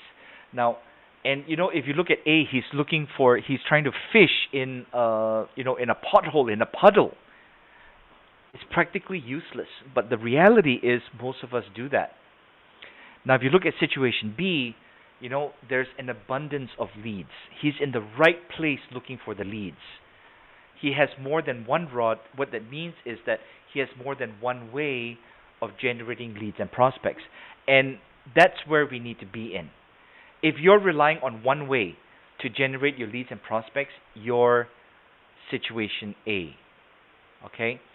In 2019, I don't have stats for anything more recent, but in 2019, there was a study done that said that, and I actually believe it's higher. They said that 60% of salespeople, which I actually believe that percentage is higher, they said 60% of salespeople have less than 250 leads throughout the whole year. If we run that number down, there are 365 days in a year, right? So 250, let's say 5 days a week. 5 days a week, we take out, let's see, 100. Yeah, about Monday through Friday, that's one lead a day. Generating one lead a day. They have less than 250 leads. Can you run your business? Well, depending on your type of business, maybe you don't need 100 leads a day. Maybe you don't need 50 leads a day. Maybe you're very okay with 3 to 5 leads a day. But even 3 to 5 leads a day, we're still talking about 750 leads in a year, right? So it's not that we have a selling problem. It's not that we have a closing problem. We actually have a lead generation problem. And I found that's very typical for most businesses and most professionals. Lots of leads solves lots of problems. If you have more leads, you are less desperate. Okay, Michael, you have a question? Okay, let me unshare real quick. Okay, go ahead. What's your question, Michael? Chris, I would just like to clarify, right? When you say leads, Right. leads are people that calls in and say, hey, I heard about Thriving Talent. You guys are great. Hey, I have this problem. Can you help me solve it? That's a lead, right? No. Well, it's part of a lead. Leads would be someone that you, okay, this is a little bit out of the scope, but since you asked the question, here's the progression for how to turn them into a client. The first is the fallacy that we can sell everybody in the world. Every new business owner, every marketer is like, I want to sell everybody in the world. There's 7 billion people in the world. If I can just get 1%, I'll be a millionaire. Okay, that's a fallacy. All right, unless you're Mark Zuckerberg or TikTok or whatever, right? But even then, Facebook has about 5 point something billion users. Anyway, that's besides the point. So we have everybody in the world is our potential prospect. Okay, theoretically. Then we go into what we call the suspect. That means I think that they can be a prospect or a client. I think. Then when you go from a suspect, then you go into a lead. A lead has no qualification except the extreme basic, like they're in a certain industry, or you can have the phone number or the email. Then when you have a conversation with them, then they become a prospect. Now, leads can be incoming and outgoing. Incoming leads, if you qualify them right away, they then become a prospect.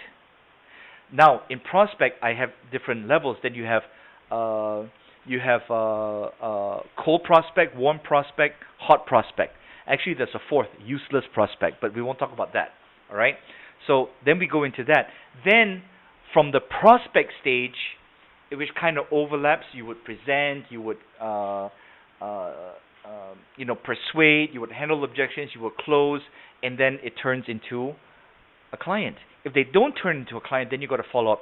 That's your sales process. This thing that I described can be as short as or can be as long as a 2-year process, depending on the product and industry, or it can be as quick as 15 to 20 to 30 minutes. Remember I said the one call closes that we had? We had incoming calls and we had outbound calls. The incoming calls was easier to do the one call close because they had the predisposition to, participate.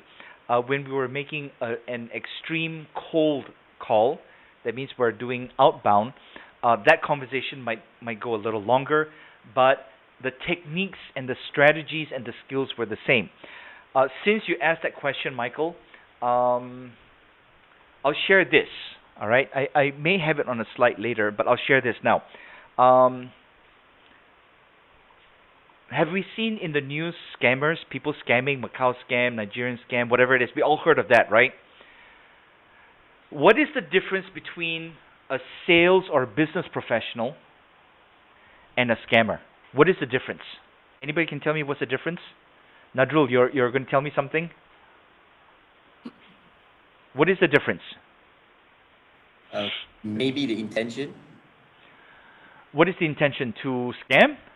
No, the intention, I mean, like you have a good intention, which is to contribute to the revenue growth, and another it would be a crime. Well, yeah, but on a scammer, it also contributes to the revenue growth, right? Doesn't it? It also contributes to the economy. King Fai, you're close, very close. It's a very simple answer. The answer is a sales and business professional provides something that is real, whether useful or not, or cheap or whatever it is. A sales or business professional provides something that is real. A scammer provides air, nothing. They take money and they give nothing in return. That's a scam. Okay? That's the main difference. What is the difference in skill level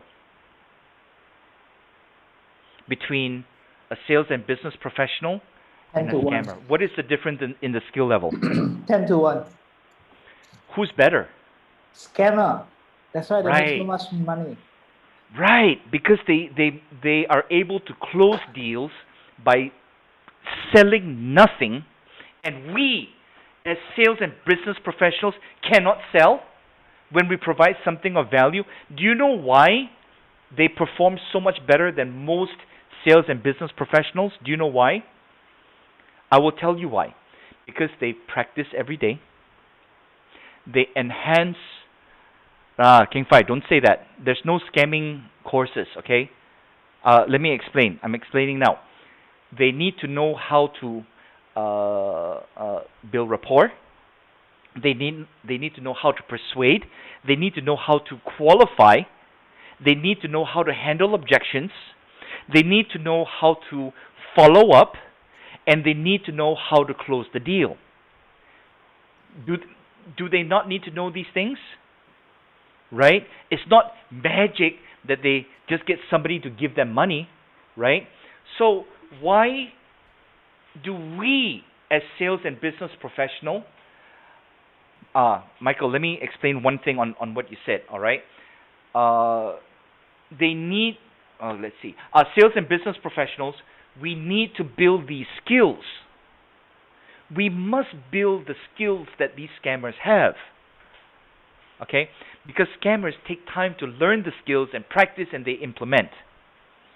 And they do that with confidence because they're able to learn and enhance these skills, as do we.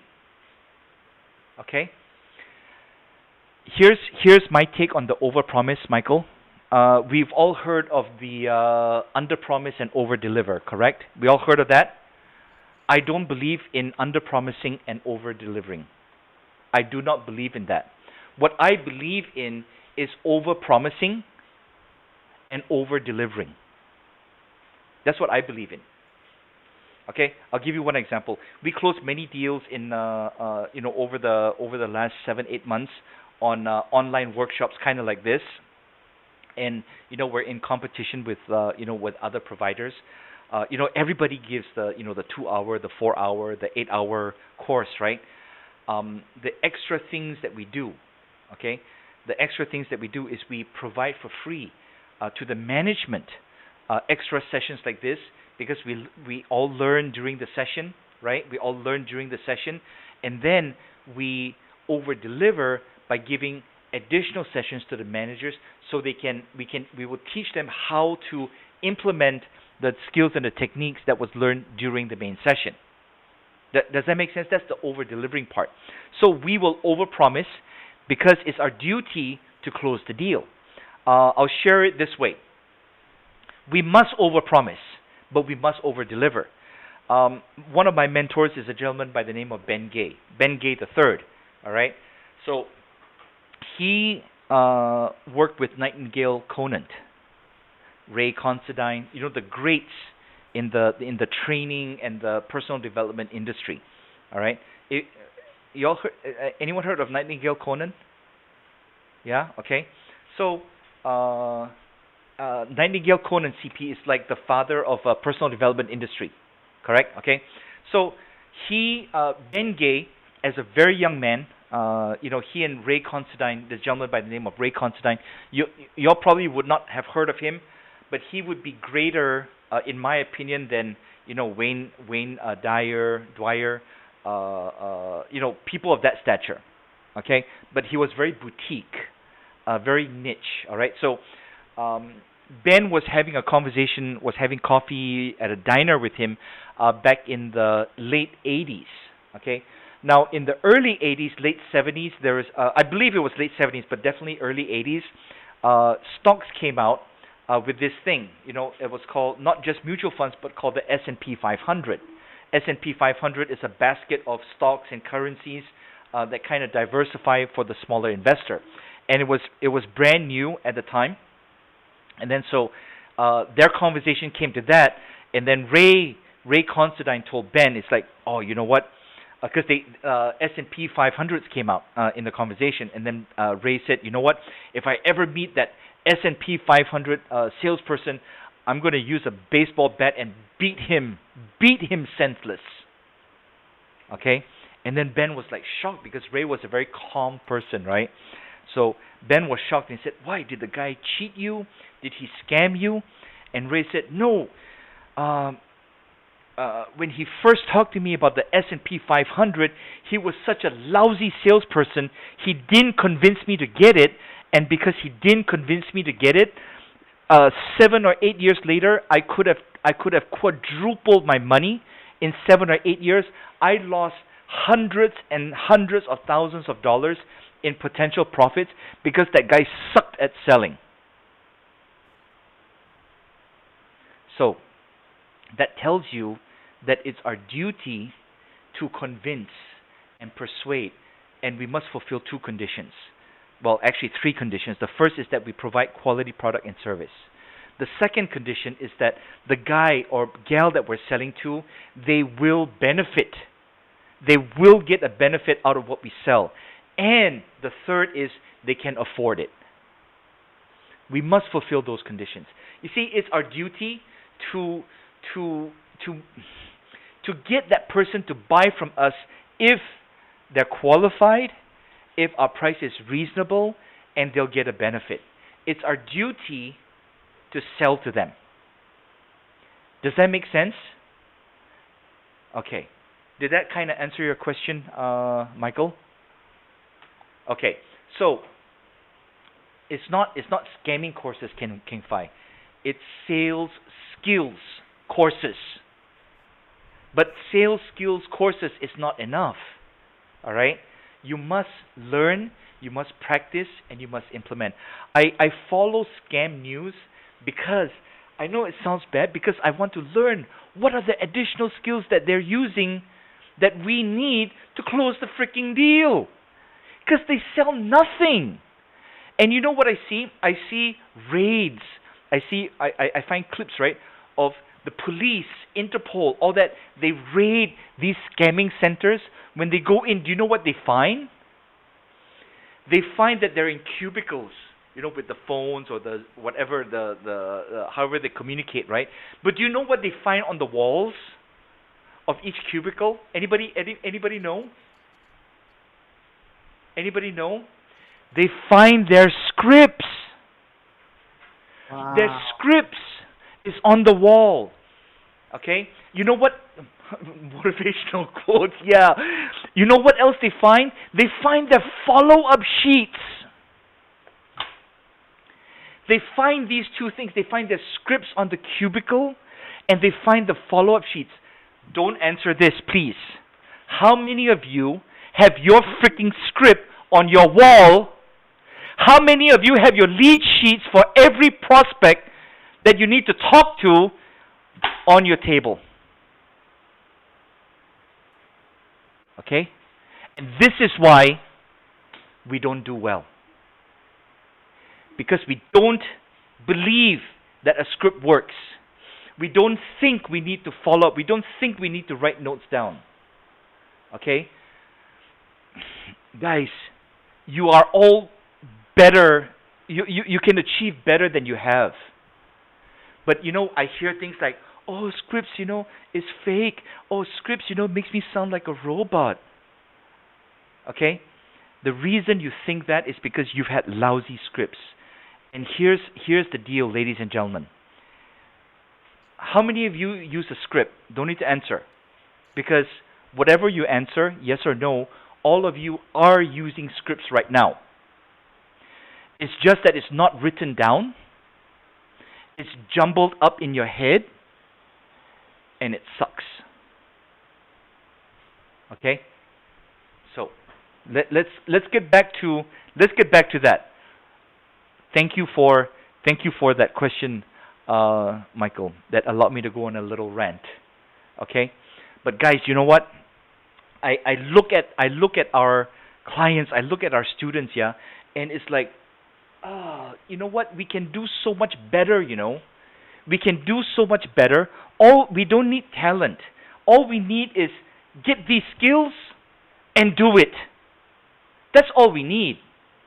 Okay? So let's get into this. Let's see.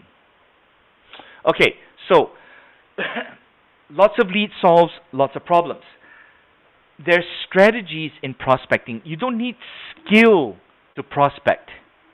Okay? Sorry, you need skill to prospect. You don't need talent. So if it's a skill, there's a process.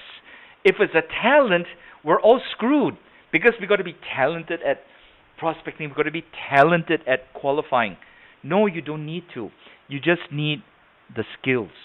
And if it's a skill, it has a strategy. If it has a strategy, it has steps. If it has steps, you can learn it, you can practice it, and you can implement. So the strategy of prospecting, these are the steps. I'm going to go through each one with you. All right? You must know who your exact customer is. You see, when I'll come back to scammers. When they talk to someone, if they find out that that person has no money, will they continue talking to them? Of course not. Okay? And you know they have a demographic. Scammers have a demographic, right? Or they blast out and they try to be they throw a net out and then they see what they catch. And that's what we call the low hanging fruit. In your industry right now, who is the low hanging fruit? Low hanging fruit means you don't need to climb a ladder, you don't need to climb the tree, you don't need anything. You just reach up and grab the fruit. And then you ask yourself, who can I help right now? You see, as salespeople, we have this thing, you know, that says that if it's a cold call, you know, you've said this. If you haven't, you know somebody that has. Or you start an email. Okay, we start the email this way. Sorry to bother you. Right?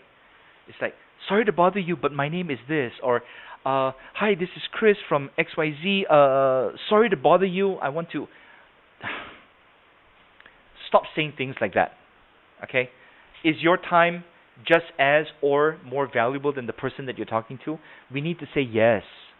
Because we are professionals. We're paid to do this stuff. Right? Okay?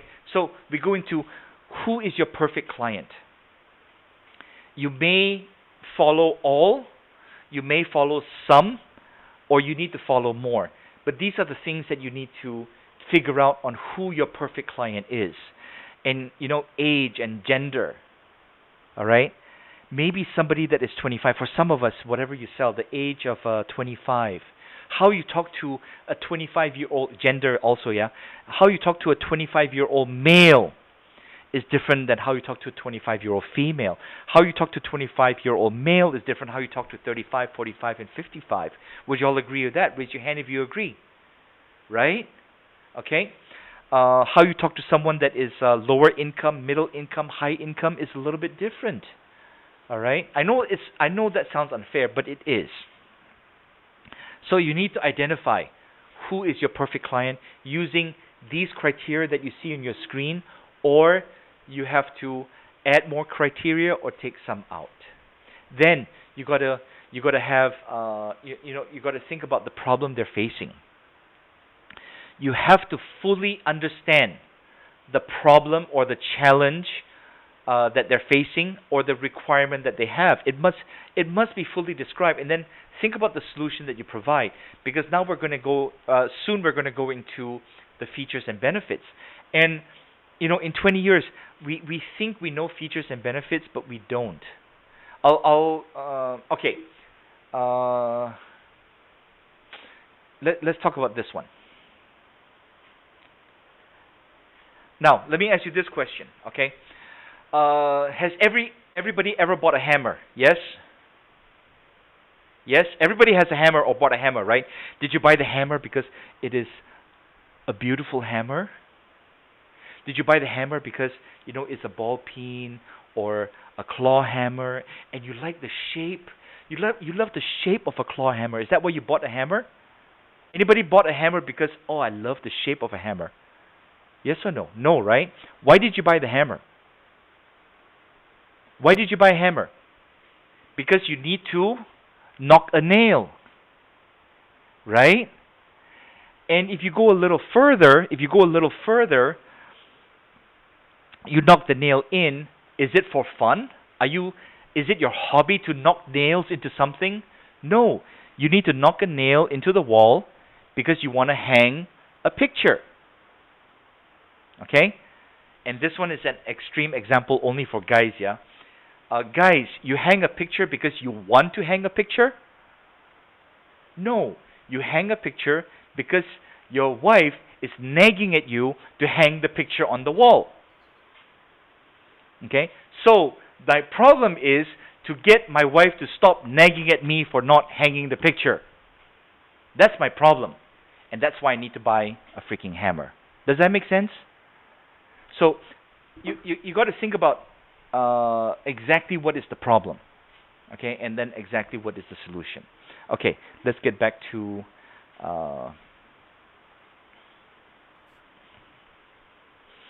okay, then let's say we talk about a drill. Why do we want to buy a drill? Is it because it's electric? That's a feature. Because the handle is more ergonomic. That's a feature. All right. So why do we want to buy a drill? Because we need to put a hole in the wall. We need holes. That's why we buy a hammer. In advertising, what is the problem they need to solve? If you own hospitality, what is the problem you need to solve? If you own a training company, what is the problem they need to solve? If you sell insurance, what is the problem they need to solve? Okay? Then, what is the price offered? Is it low, medium, or high? And then what is the value? What is the value given? You know, a lot of people, a lot of trainers, right? They say, oh, you must sell value. You must sell value. But do they really tell you how to sell value? Whether you realize it or not, in the couple examples that I've shared with you, I've already shared with you how to sell value. But I'm going to drive it home this way. All right? Let me unshare my screen, and let's do a little bit of interaction. Okay? This will be a private recording. Usually on the public ones, I don't mention the company name. Okay? Y'all heard of Famous Amos? Famous Amos cookies. Damn, King Fi. I hate you now. Okay? Famous Amos cookies. I lean more towards love on Famous Amos cookies. But in Malaysia, they're a little bit drier than most other countries, and they only sell the small ones in bulk, and then they have some big ones too, right? But there's one for those in Malaysia. I don't know if it's there now, but there's one Famous Amos at Sungai Wang, right? Yes, right? Okay. Do you know I like Famous Amos? Do you know when is the last time I bought Famous Amos cookies? Anybody want to guess? Anybody want to guess? Years ago? Okay, that's not a guess. I already gave the answer. Because you attended on the 16th. Okay, but he's right. The last time I bought Famous Amos was 6 years ago. Okay, here's why I don't buy Famous Amos. Here's the reason. And think about whether you are doing this in your organization. All right. Go up to Famous Amos, you say, I want the raisin, the oatmeal, the whatever, right? And they sell it by 100 grams. So it's like, I even forgot the price. Let's just say it's $10 for 100 grams, example, right? So I say, I want 100 grams of this, 100 grams of that, 100 grams of that, right? So they weigh. And then it's 100 grams, right? When it's 101, 102 grams, what do? They take out a cookie. It's like, and then I'm going, dude, it's 102 grams. And you're taking one out? Just give me the 2 grams, right? So what message is that sending to me as someone buying their cookies? It's like they're cheap. They're stingy, okay? Now, we'll come back to that in a minute. There's another company that I love. It's called C's Candies. Okay, the concept is somewhat similar, because what happens is that you go to the counter, you get to look at all the chocolate pieces. It's all, oh, it's wonderful chocolate, right?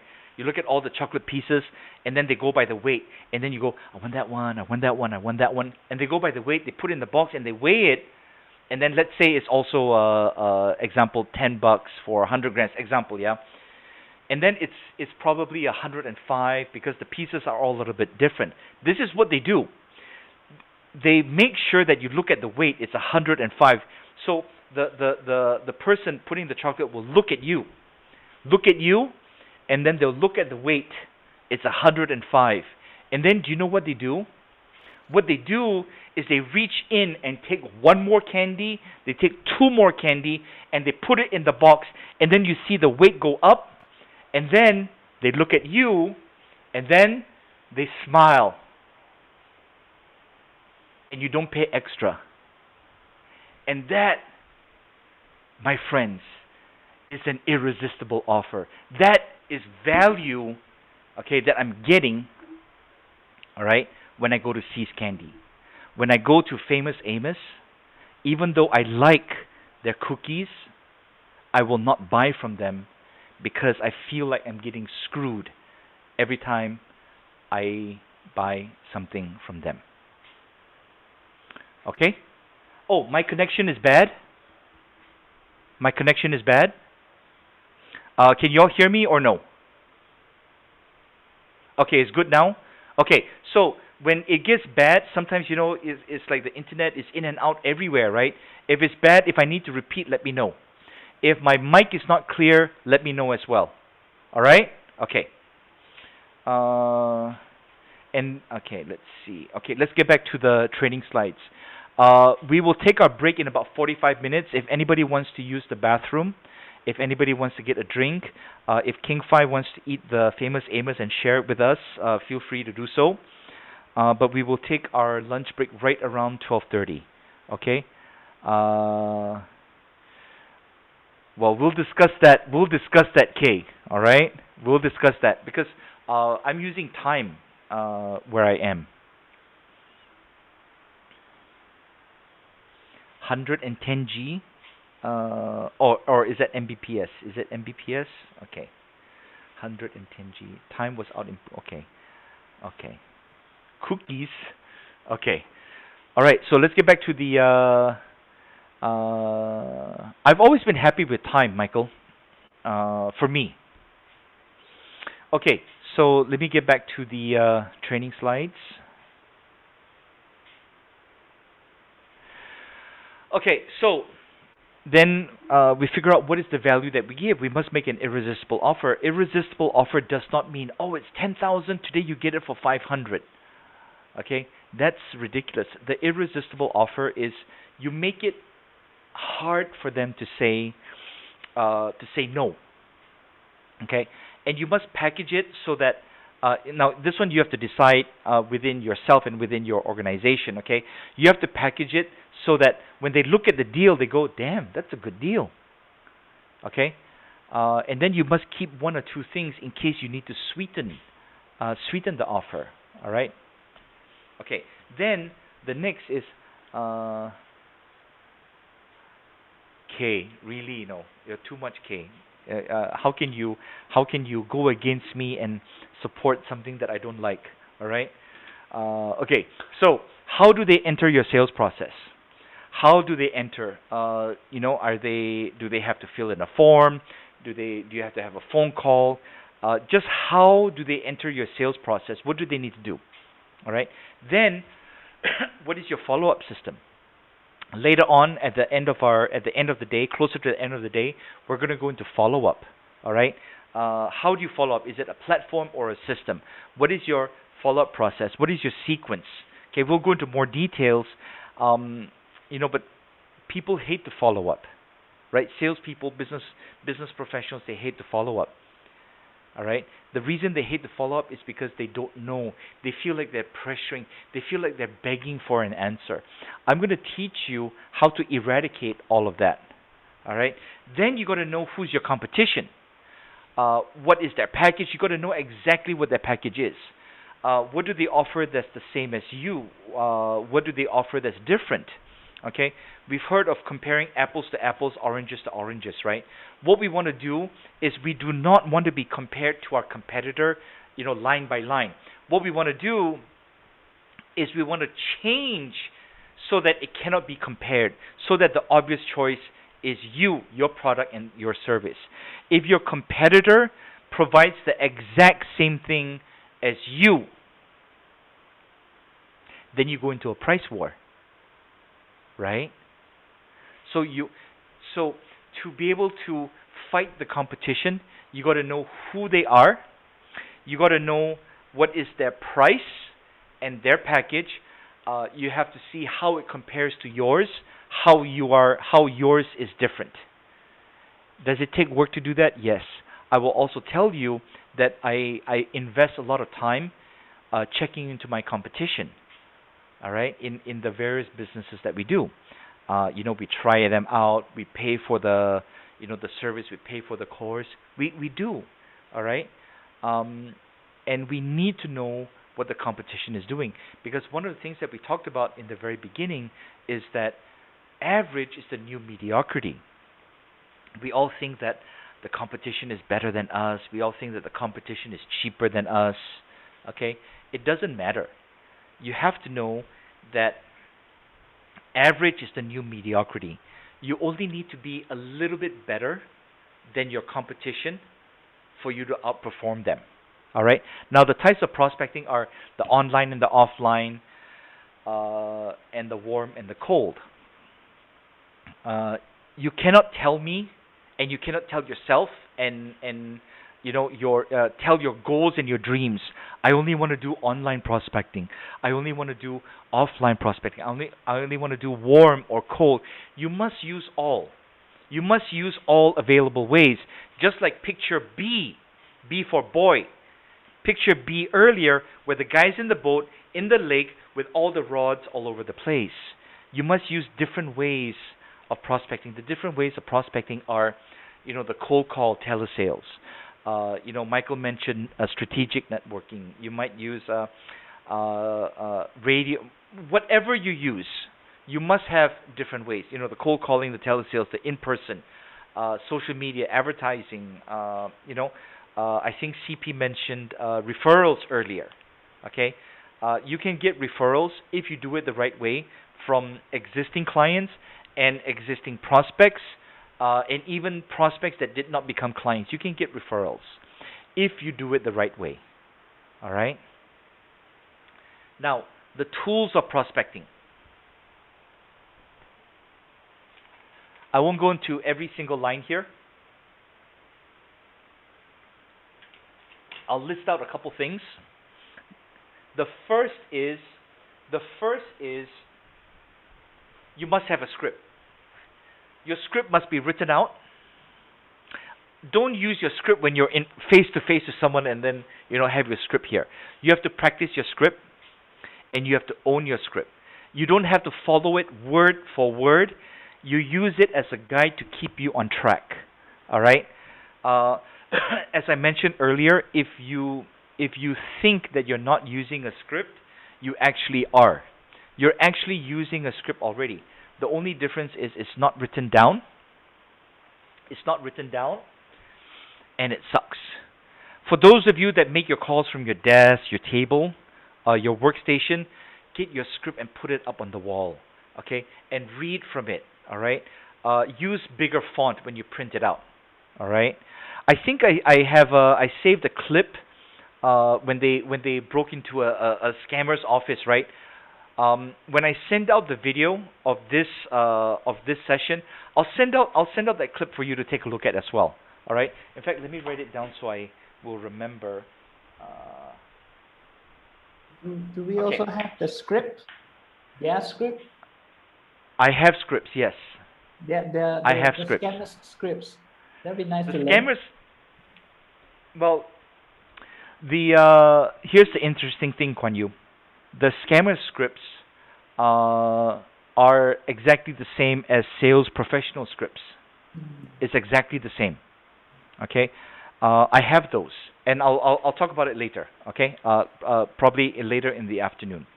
Okay, so you need to have your script. In fact, one of the things I'll offer you later is that you can send me your script so I can take a look at it. All right. Then you need to have your CRM, your database. You got to have an email follow. You got to have those things. All right. You must know where you are in every part of your sales process. Then we'll talk about objections later on. We need to know. We need to know the what are the objections that you get in your business and industry, and what are the responses. Then we got to go into reasons for them to buy. We got to go into features and benefits, the apples and oranges. And we want to be in apples and oranges because we don't want them to compare you to your competitor apples to apples. We want to get the client or the prospect to compare us to our competitors with apples to oranges. We don't want to go price head to head on price. Okay, we never want to go head to head on price. Okay, because of the things that you're learning today, you can actually keep your price. You don't need to be the cheapest around. All right. Let's go through this. We won't do this here. I'll explain this later on. Okay, let's get into building rapport. Let me get this real quick. Let me ask you a question. What does building rapport actually mean?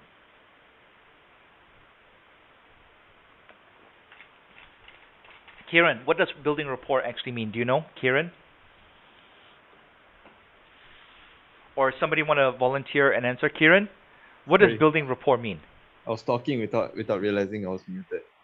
Okay. I would boil it down to building rapport and someone trusts you.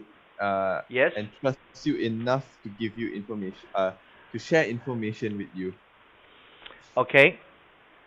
Only information? How about money? Can they share money with you? Well, information tends to lend itself to money. Okay. So, let me ask you this question. Scammers, are they good at building rapport? I've never actually had an interaction with a scammer yet, thankfully. So hard for me to say conclusively. But Okay. judging from What their do you success, think, I'd say though? yes. Okay. Hold on 1 second, yeah.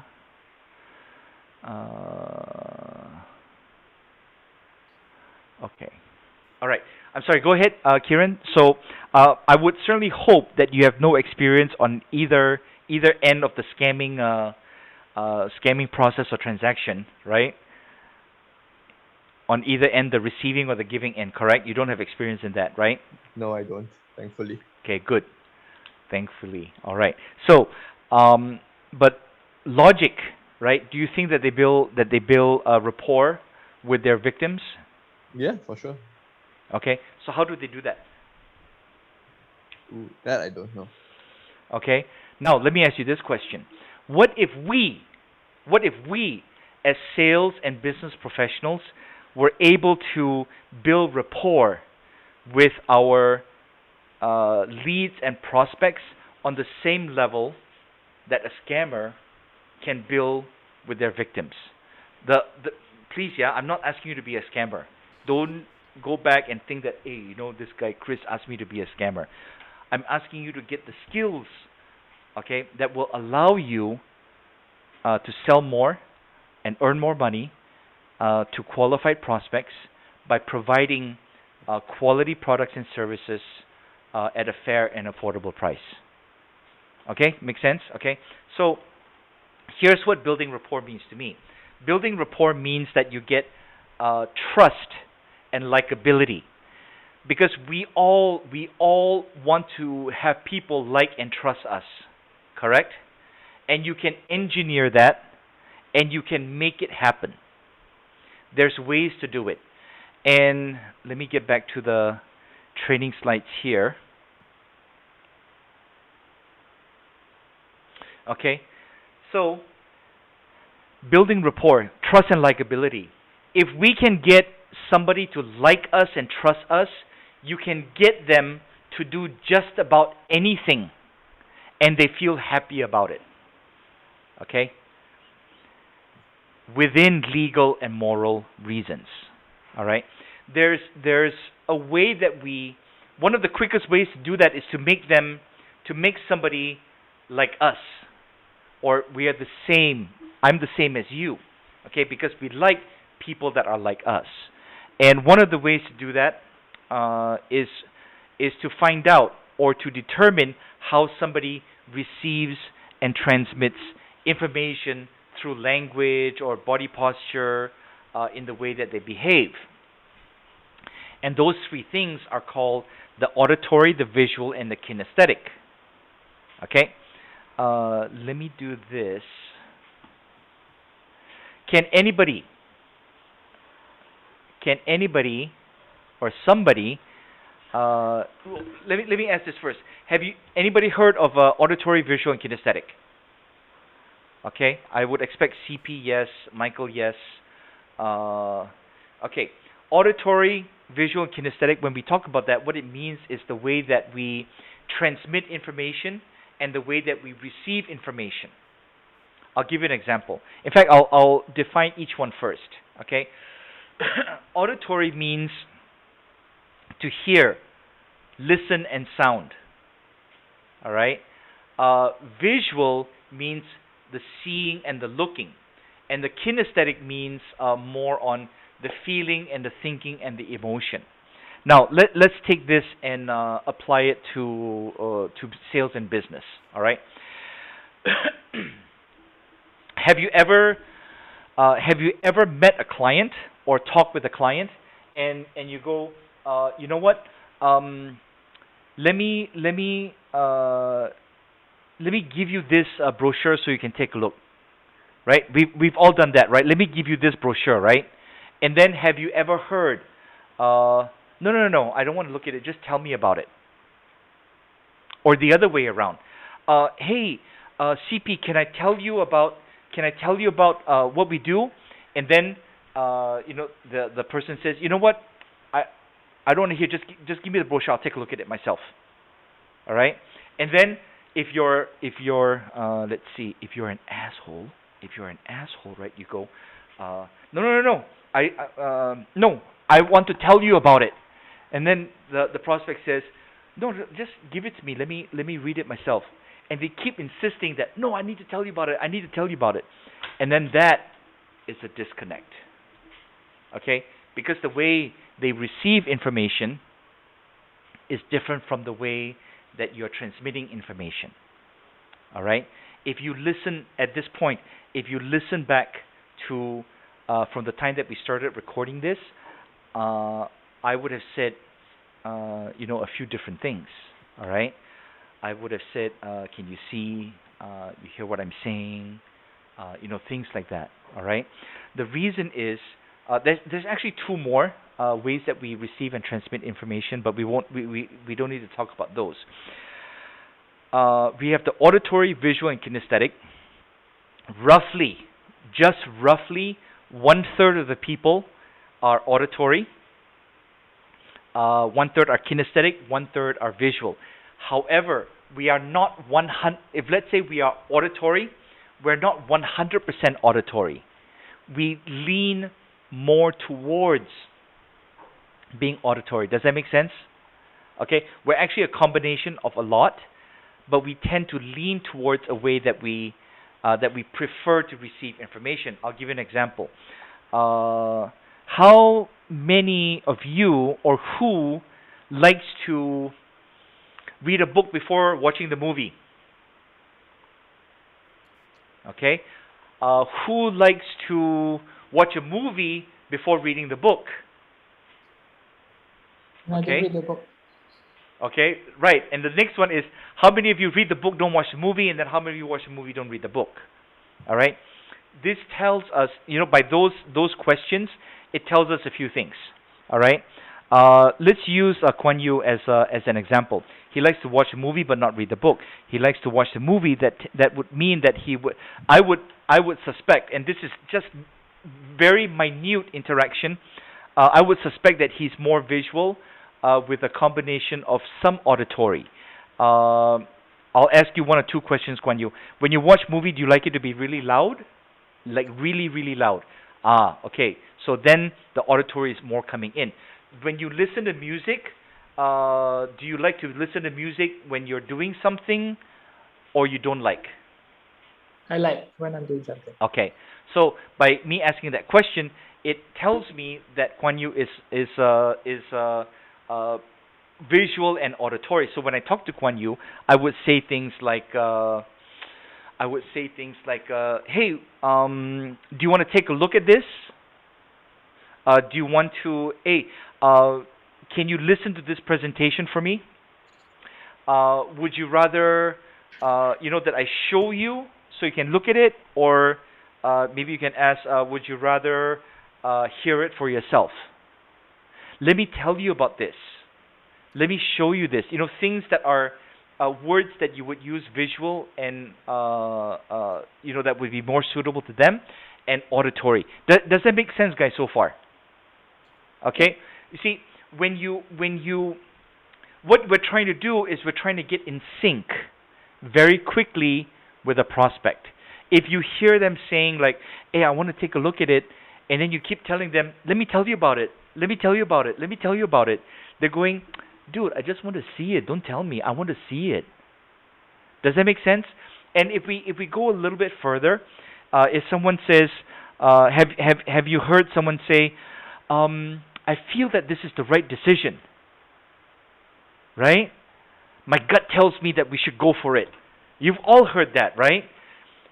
If we take that and think about this, okay? I feel that this is the right decision. My gut tells me we should go for it. My view is we should proceed. Same thing. The first one, my gut or I feel that we should do this, is kinesthetic. The visual is that I see that we should move forward on this. Then that becomes visual. This rings a bell. This rings a bell, right? Clear as a whistle. Okay, clear as a whistle, is that more auditory or more visual? Auditory. Auditory, correct. So it takes effort to be able to recognize this. You have enough with my explanation to scratch the surface on if somebody is more auditory or more visual or more kinesthetic. Okay? You have enough to be able to roughly determine that. Now, if you cannot,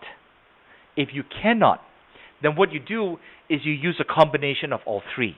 Because what we tend to do in our conversation is that we tend to transmit subconsciously the way that we prefer to receive information. That means, if you think about it, you're always saying, let's hear about it. You know what? I need to listen to this. Let's listen to what this sounds like. Let's say you're saying things like that. Okay? If you're always saying things like that, then you need to throw in a couple more, the visual and in the kinesthetic in your conversations. If you cannot identify what the other person is, then what you do is you throw in a mix of the conversation and the words of the all three, and that way you can guarantee that you're hitting at least one of them. Does that make sense? Yes? Okay? And if you want to get crazy, only for those that want to get crazy, and when I say crazy, I mean make massive amounts of money, you practice this every day. Okay? Your scripts, okay, need to have 3 tracks. My scripts have 3 tracks. When I identify that someone is auditory, I switch to the auditory track. When I identify someone is more visual, I switch to the visual track. When we do the presentations, we have auditory, visual, and kinesthetic presentations. If you're presenting to a group, then you must have all 3. Okay? If your decision maker in a committee is more auditory, you must focus on him, but you cannot forget the rest. You have all these things that you have to do. This is how you build rapport. Okay? But it's a lot of work, isn't it? It's a lot of work. Okay? That's why I told you earlier, focus on your long-term goal and do it with short-term, immediate action. Because when you're able to do these things, then you elevate yourself out of the average and the mediocre. You elevate yourself into a professional. Okay? Is there a difference between a professional singer and an amateur singer?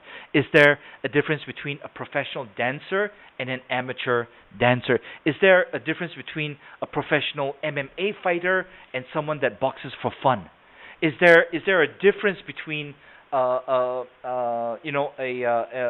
home chef and a professional chef? Is there? What is the difference? The difference is the professionals practice every day and they master their craft, but you never achieve perfection. Okay? Let me ask you this question at this point. We talk about practice every day, right? You don't need to answer this because I already know the answer. How many of you practice your skills every day? Don't need to answer. I already know the answer. All right? So let's proceed with this next question. Okay? How many of you agree practice makes perfect? Practice makes perfect. Okay? If your video is not on, give me a thumbs up if you agree that practice makes perfect. Keep your hands up. Keep your hands up. I just want to look. Okay. Okay, put your hands down. So practice makes perfect, right? Right? Okay. What if you practice wrong? What if you practice wrong every day? And you get it wrong. Then you're screwing it up. Mm-hmm. Okay. You're right, CP. Practice makes permanent. Okay. Practice, daily practice. Then it becomes permanent. It becomes part of you. I'll come back to the practice, perfect practice in a minute, right? What we look for is, in sports we call it muscle memory. Right? We keep repeating, let's say golf, we keep repeating how to swing, tennis, boxing, whatever the sport is, we develop muscle memory, and that's why we train the way that we train. What we have to do is we have to develop muscle memory in our mind in saying and doing the things that we need to do. Practice makes permanent, okay? Perfect practice makes perfect. Practice does not make perfect. Practice just does whatever it does. You see, if you're practicing wrong, you're going to perform wrong. If you practice good, you're going to perform good. Does that make sense? So you must practice, and you must practice right. Okay? Let's go into this one. Pacing, leading, and mirror match. I'll share the slides in a couple quick minutes. All right. Who knows what pacing and leading is? Anybody? Okay, CP, can you unmute yourself and share with us what is pacing and leading? Well, I guess if I'm not wrong, they always come from the science of NLP. The reality is that people like somebody that think like that, behave and act like that. So pacing means that we try to mirror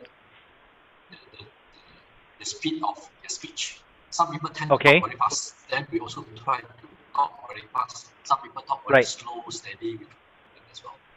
So that create that kind of rapport for us to do that. Then once we know that the rapport is done, is being built, then we will try to mix and see whether they follow us.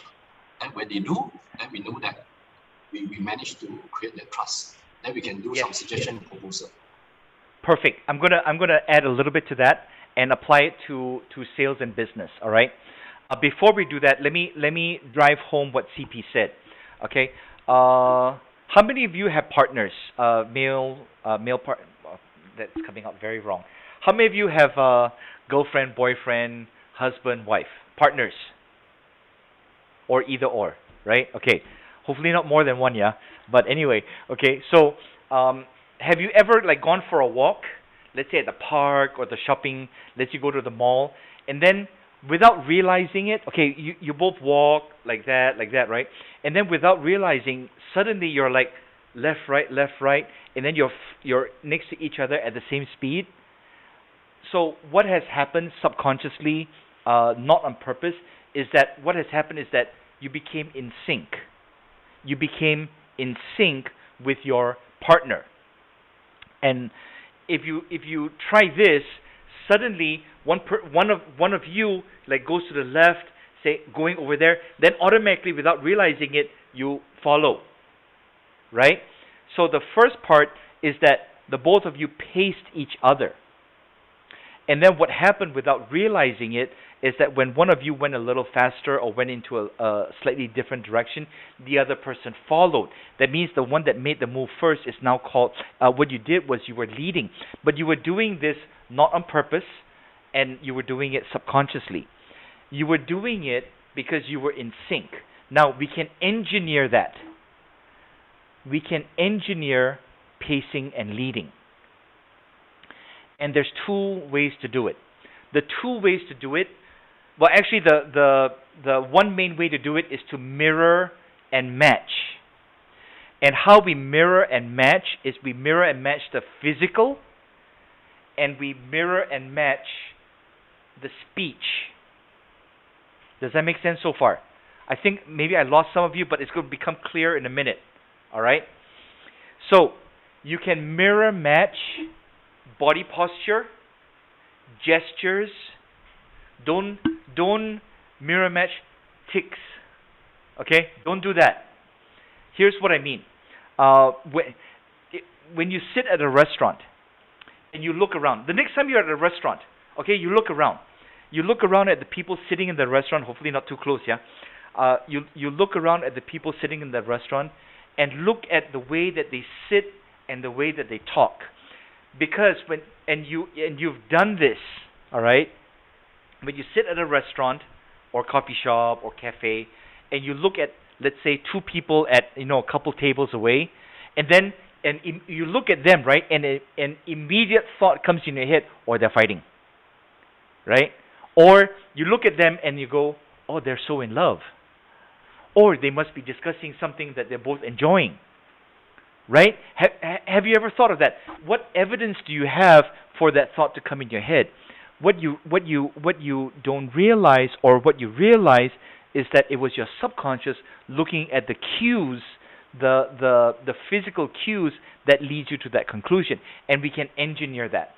Because when we have trust and likability, we like people that are like similar to us. Right, like us. So we engineer that I'm like you, you're like me, and you should do business with me. Okay? And this is how we do it when we talk about gestures and body posture. And gestures and body posture is more on a more intimate conversation. All right? When I say intimate, I don't mean romantic. I mean like a face-to-face, or sitting across each other from the table, or not in this setting when there's like 20 of us, all right, or whatever the number is. It's more on, let's say we use a Zoom meeting, and then it's more of like 2 or 3 people. Okay, then you can use more on the body postures and the gestures. Okay, the body postures would be, you would mirror and match their body posture. Okay. If you look at my body posture, who am I mirror matching now? King Fai, right? Is that right, Michael? Yes. Okay. If I were to do this, who am I mirror matching now? Guan Yu. Right. Okay. If I do this, who am I mirror matching now? Guan Yu. If I do this, who am I mirror matching now? Right, Nathaniel? Right? Okay. So, if you notice, you look back at the video, I've been mirror matching most of you when we come on the videos. I've been making you trust and like me. Okay? Why am I getting you to trust and like me? The reason I'm getting you to trust and like me is because I need to transfer the information that I'm giving to you today. I need you to accept it. I need you to accept the concepts, and I need you to believe me when I tell you that you must learn and you must practice and you must take action. If you only learn, you might as well sleep today. If you learn and you practice, you can wake up and do a few things. And it was a fun 7 or 8 hours that we spent together. Entertaining and whatnot. Laugh a bit. You laugh at me, I laugh at you, right? But we wasted the 7 or 8 hours. If we take the learn, practice, and action, then you invested the time, and you're going to get the results that you need. And that's why I have to do that. Okay? So you mirror match the person that you're talking to. You can go as crazy as mirror match their gestures. Okay, if they like to talk like that, if they like to talk with their hands, you've seen people that like to talk with their hands, correct? Correct or not?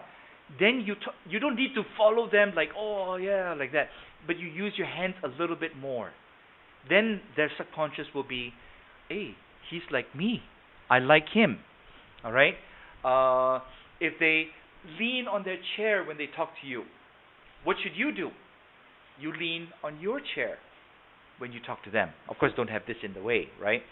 Now in the U.S. it's a little bit different. Okay, in the U.S. it's a bit more open and overt. I've talked to people when they sit in their chairs, they sit like that, right? And they talk like that, right? And then I do the same thing when I'm talking to them. I said, yeah, Mike, I agree with what you're saying. The only thing I've not done is put my foot on the table when they did. I didn't. But what I did was I changed my leg, the movement of my leg so they could see it. Okay? I was teaching this to Mercedes.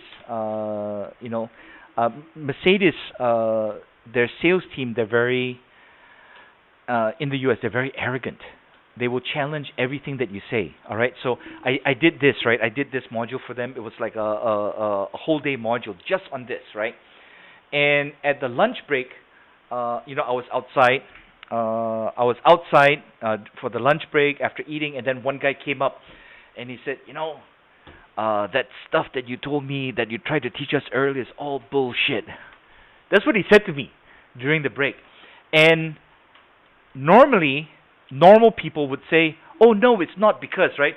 So when you say, oh no, it's not, what you're doing is you're now fighting with them. So what I did was, maybe you're right. Maybe you're right. And so we talked a little bit, and then I agreed with him. First of all, I agreed with him. Then I put my hands in my pants pocket, my suit pants, right? I put my hands in my suit pocket, and I was watching him, right?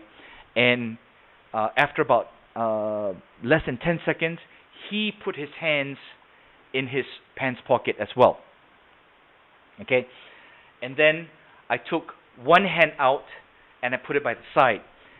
7 to 10 seconds later, he took his other hand out of his pocket and put it to the side. And the final thing that I did was I took my other hand out and I folded my arms like that. And in about 10 seconds, he did the same thing. Okay? So I paced him by not disagreeing with him. Okay? And then I started doing actions. And then he started following me. And it was just to prove the point. And then I told him, hey, you know what? It's not bullshit what I taught you, because if you notice, I put my hands in, that I explained everything, right? And he goes, oh no, I wasn't following you. I was just doing that on my own. And I said, okay, that's fine. Whether you want to admit it or not, whether you realize it or not, it works. It really works. Okay? Now, the next part is the speech. Okay? When we mirror match speech, we can mirror match speech rate, volume, pitch, and inflection. All right. I only wait. Let me see. Okay, then we also have a jargon and accent. I will never mirror match accent. Okay, never. Me, I will never. Okay. As some of you smiling, right? Okay, you you should not mirror match accent and extreme pitch changes. All right. What you can mirror match is speech rate, speech volume, and somewhat on the speech pitch. I'll give you an example. But I will never go speech pitch permanent at a higher level.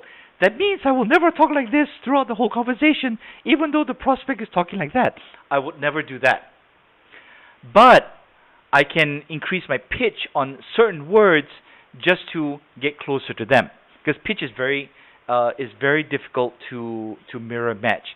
Now, if they're a deep voice, then my voice I would change it to a slightly deeper level, because people that have deep voices, they think that they are more confident. They're a little bit more outgoing, and so when they have deep voices, my voice will go down to that level, so that I can kind of match them. Does that make sense?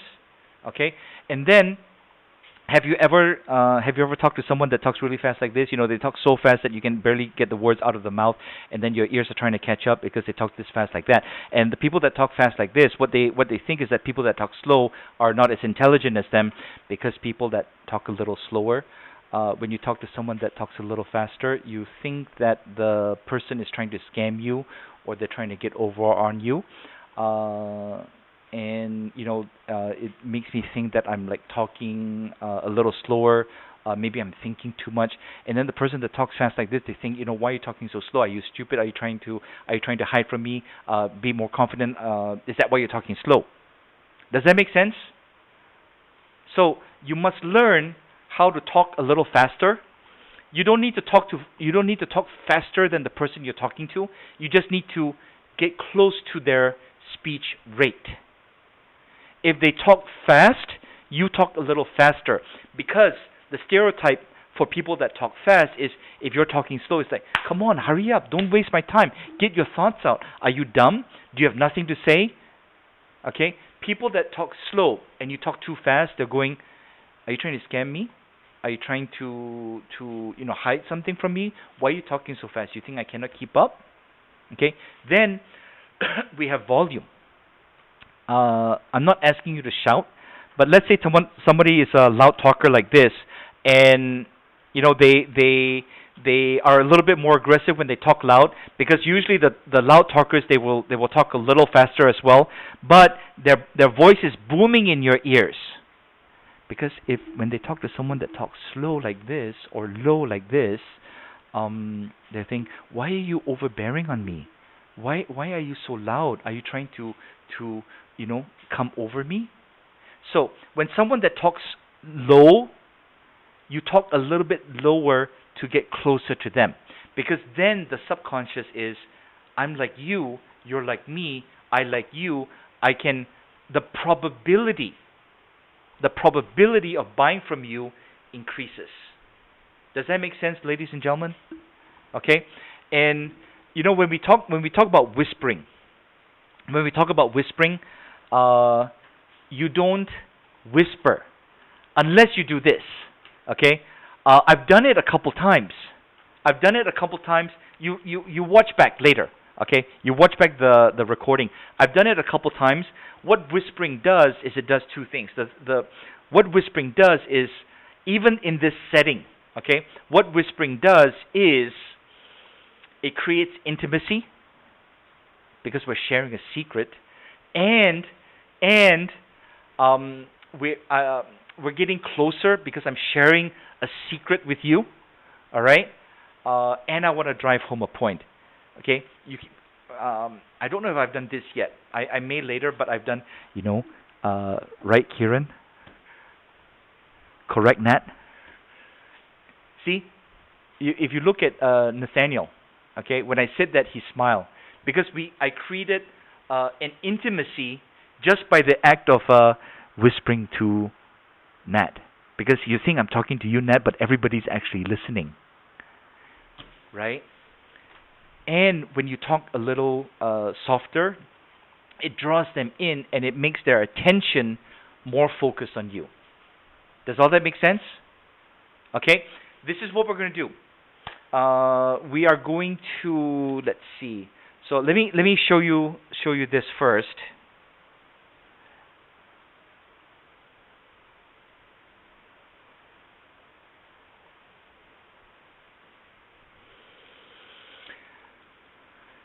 So this is the explanation for the auditory, the visual, and the kinesthetic, and then this is the speak the language. Okay, so we have the speech rate, the speech volume, the speech pitch, inflection.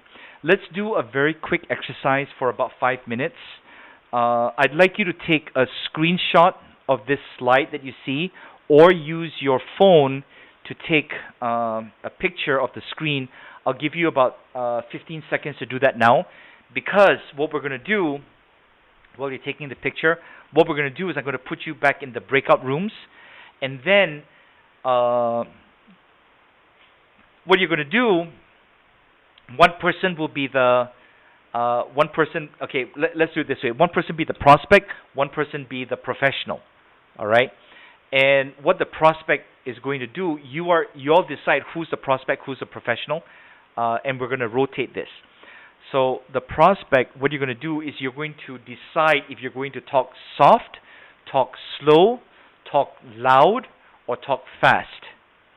You can even choose to use your natural way of talking, and whoever is the professional, you're going to try to match that. And we're not looking for intelligence in the words that you're using. What we're looking for is the practicing of the speech rate, volume, or pitch. Okay, so everybody took a picture of the screen, yes? Okay. King Fai, you were raising your hand? Okay, you need the screen again? Okay, hold on.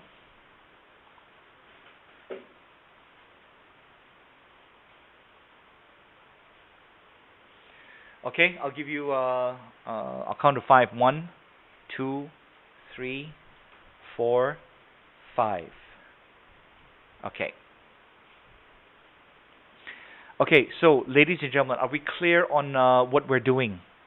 Are we clear what we're doing in the breakout room? Just give me a yes, a thumbs up, or answer yes. Okay, awesome. CP, let's see, is Michael had to leave for a bit? Okay. CP, whoever's in your group, you know what? Let me clear the groups. Hold on, yeah? Let's see, recreate. Okay. Let's see, 15. I'm going to do... You know what? I'm going to do 2 rooms. No, 3 rooms. CP, if you are... I would look to you to help guide your room in this, all right? Okay? And I will help guide the other rooms as best that I can. So are we clear on the exercise and the instruction? Yes? Okay, awesome. So we'll do this for about 5 minutes. We'll just go through it just to get the feel of it, and you must practice on your own. Okay? Okay, I've opened the rooms. Just click join to go into your breakout room.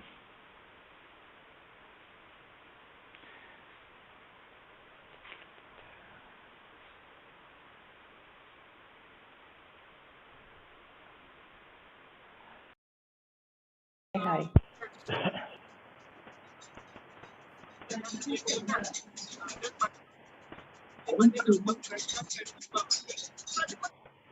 Okay, who wants to go first? Who I wants to go want to first? be prospect. Okay, Kwan Yu, you are the prospect or the professional? Okay, who's going to be the professional? How about somebody smart, somebody handsome, somebody attractive? But yeah. Carol? Kyrie? Yes, you can try. Okay, why don't you try? Yeah, okay, let me try. So when you go first, maybe you can find something that you can read from your desk, and then Kay, you got to listen to how Kuan Yu does it, and then just follow. You can answer in BM also. Doesn't matter. We're just practicing. Boleh tak? Paham? Boleh, faham. Okay. Yeah, your mic is unmute. Sorry. No, Kay, you are the participant now. You are the professional. Very good in trying to pass it over to somebody else. So I'm just Okay. gonna read something. Yeah. I thought I'm gonna give him what I'm looking for and what. Sure. Well, if that's what you prefer, that's fine too. If you have that ready, go ahead. Kuan Yu, go ahead. Okay, this is impromptu. All right. Afternoon, Carol. Thanks for setting up the meeting. Look, I don't have a lot of time. Very busy. Just tell me in point form, what do you have for me today and why? Hi, Kuan Yu. Just call me K. Today I have the package from DG Business to you.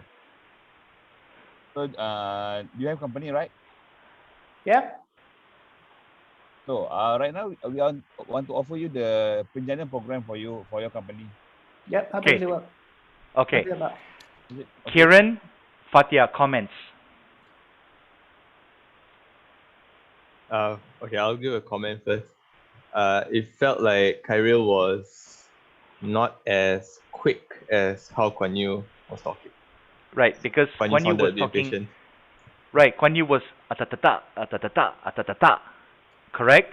Yeah. He also spoke with a slightly higher pitch, and then those are the words that you're hearing from your clients, Kuan Yu. What you were saying, okay? Yes. Because that's not really you. All right. And then you have to. Okay, we use this is slightly outside of the exercise. Okay, Kuan Yu, you went pop pop pop pop pop pop pop pop pop. Don't basically what you're doing is like, don't waste my time. Tell me what's the value. Let's get on with this. Basically, that's what Kuan Yu was doing. Kay, I will tell you this. You wasted the time. Because you told him, oh, you know what, afternoon, just call me Kay. You tried to dance with Kuan Yu. Kuan Yu says, I don't want to dance. Just tell me what it is. Correct, Kuan Yu? Correct. Okay. What you should have done is you should have listened to, and you should do this with all your clients. He told you exactly what he wanted. Correct, Kuan Yu? Yes. And you wanted the person to say, this is what I have, this is what it will do for you, this is how much it costs. Yes. And that's what I got from that 30 to 40 second intro that Kuan Yu did. Yep. And the reason I'm able to do that is because I practice this all the time. I practice the listening, and I listen to it, and I very quickly analyze, and then I change the way that I talk, and I change my presentation to suit him. Make sense? Yeah. Okay, who is unassigned? Let's see, Hamidi assigned to room. Hold on, yeah. Okay. Okay, so does that make sense, Kay? Yeah. And don't feel bad because it takes time to learn this. We must learn this. I didn't learn this in one session or one day. It takes time. Now, Kuan Yu, on the flip side, maybe it's also something that you're doing or saying to elicit that kind of response. Do you kind of talk that way as well? Depends. I don't really talk that way, but I do have. Oh yeah, it is. You see, he's talking. Can you all hear how he's talking? He's talking like that. Pop pop pop pop pop pop pop pop. Correct? Yeah, he talks like that as well. Okay. Who wants to go next? Kiran, why don't you be the professional? Fatia, why don't you be the prospect? Okay, sure. Okay, go ahead. Prospect, start first. Yeah. Okay. Hello, I'm Fatia. How can I help you? Okay.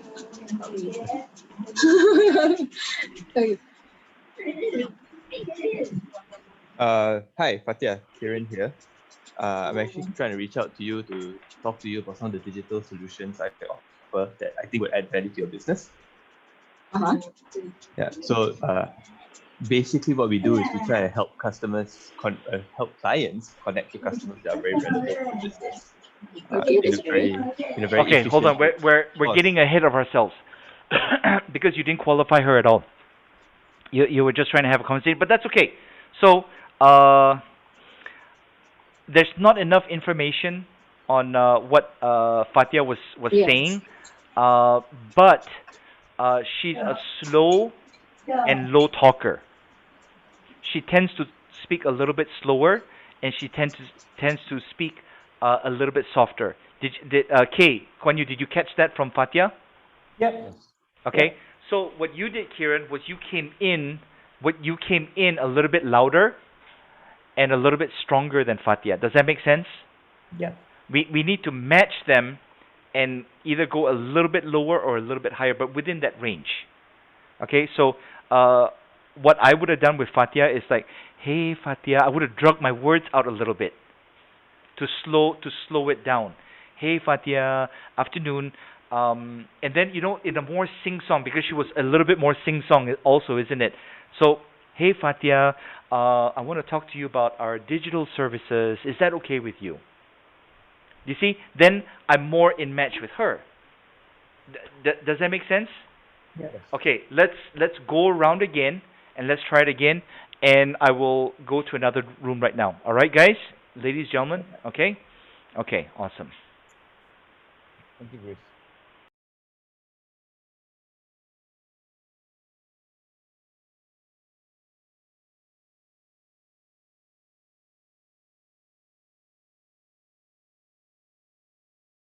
It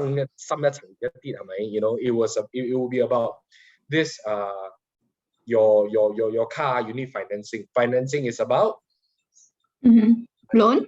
Yep. yeah, loan and money. So in Ringgit Plus, do you see loan? Yes. Like some kind of thing. Cannot find car loan in the platform though. Cannot find car loan. Yeah, so when you mentioned BMW, right, it's your client. So I thought maybe we can like apply for a car loan. But yeah, so what is it related? I didn't get it. Okay, basically, it's not about relation over that particular contact. The relation is Ringgit Plus is about money. It's about managing finance. Money, money, money, and money. So when you buy a car, you need. When you buy a car, you need what? I need money.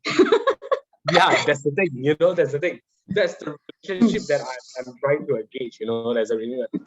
So basically, I told her, she basically asked the same question as what you did.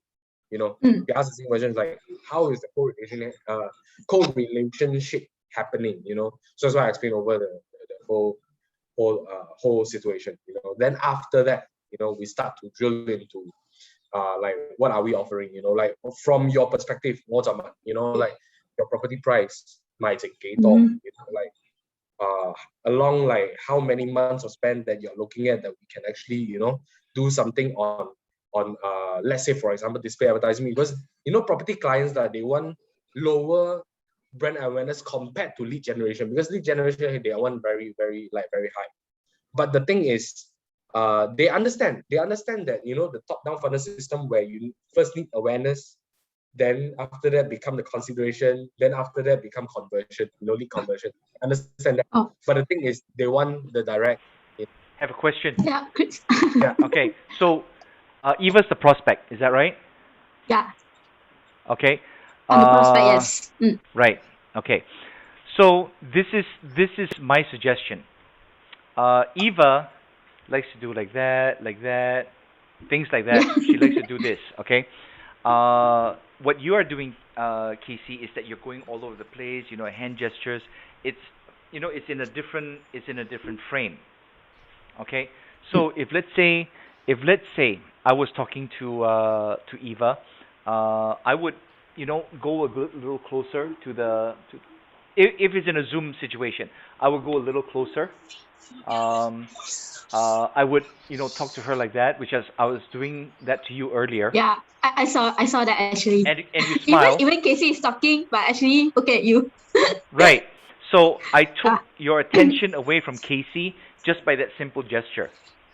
You see my point, Casey? Right? Yep. So, and you said something like, I couldn't find that on the website, the car loan on the website, right? You said something like that earlier. And then, Casey, your Yep. reaction was that, oh, no, it's there, or whatever it was. And then you started going to an explanation, right? I will tell you what I would have done to make Eva my friend right away. Tell me that you couldn't find it on the website. Tell me, Eva, you couldn't find it on the car loan part. I couldn't find any car loan on your website. So yeah. Yeah, what is you it know on- what? Was it related? Yeah, you know what, Eva? I couldn't find it also before. So it's I'm not surprised that that you can see it. I'm here to explain all that. Can I explain that very quickly for you? Yeah, sure. Okay, see, now I got her to buy in. I didn't tell her, hey, you stupid for not seeing it, or you. Oh, I said, yeah, you know what? I couldn't find it also. When I did that, I brought myself, yeah, no disrespect, yeah, I brought myself down to the prospects level. And even though this is a role play and it's fake, I can tell you what your reaction was to that. It was like, yeah, right? When I answered you, it's like even though we're faking it, you felt a little bit closer to me just because I did that. Correct or not? Yeah, it's like you acknowledge my questions. But Casey is like, yeah, I understand he want to explain to me, but it's like, Yes. I want to get the answer. You see, You felt stupid, yeah, right? that's how I feel lah. Yeah. See, even though It's we're like, oh, okay, faking maybe it. I didn't. Yeah. Yeah. See, Eva, Casey, we're faking it, and it felt real, doesn't it? You felt, you felt happy when I did that. You felt happy when I acknowledged that you couldn't see it. Even though we're faking it, I have no idea what you're talking about. Do you get my point or not? This is how effective it is, If you do some of this shit with your prospects, yeah, but of course with sincerity, I can tell you that you will do so much better. You'll be so different from from your competition out there. Right? Do you get what I mean, guys? Yep. Okay, so I'm going to go back to the main room. I'll close off the breakout rooms in in about a minute. All right? You like this now? Sure. Thanks. Right? You see, if you the whole day, yeah, if you only learn this one thing that we did in the last 2 minutes, yeah, your results will go up. Because now you have rapport with your clients. Okay? Yep. Thanks, Chris. Thanks, Welcome. Casey.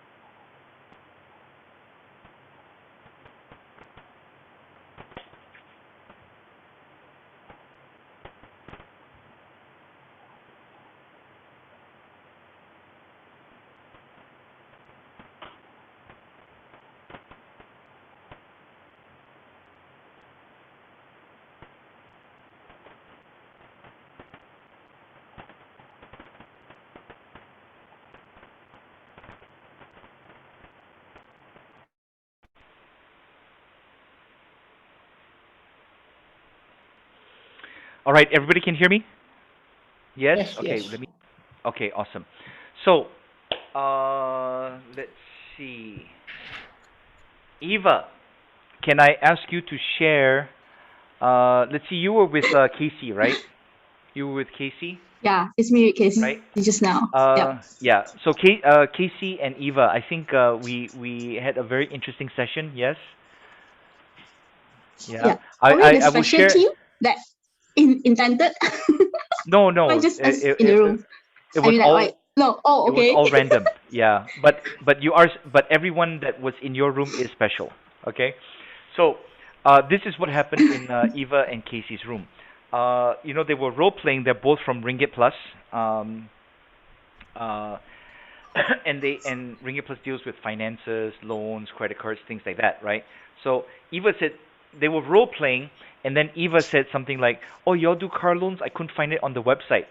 All right, and then Casey went into a long explanation. All right, but not insulting you, yeah, Casey. We don't know what we don't know. When I joined the room, I saw that they were interacting, but they were not in sync. Okay, within about 10 or 15 seconds that I went in there, I actually mirrored Eva's actions. Her hand on the cheek and things like that, right? Right. And so within 10 or 15 seconds, her attention from Casey in that engagement of conversation shifted over to me. Okay, not because I'm good looking, even though I am, but because we were more in sync with our gestures. Correct, Eva?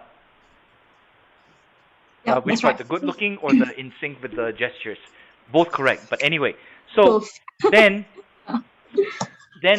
we repeated the role play with Eva saying, cannot find it on your website. Now, most sales reps will say, "Oh yes, it's there. Explain." They try, but what you're doing is you're doing that. This is what I did. Okay, so Eva, just say that you couldn't find it on the website. We tried to recreate the role play, right? Yeah. Oh, yeah. I actually couldn't find the color in your website. Yeah, you know what? I couldn't find it before also, right? So I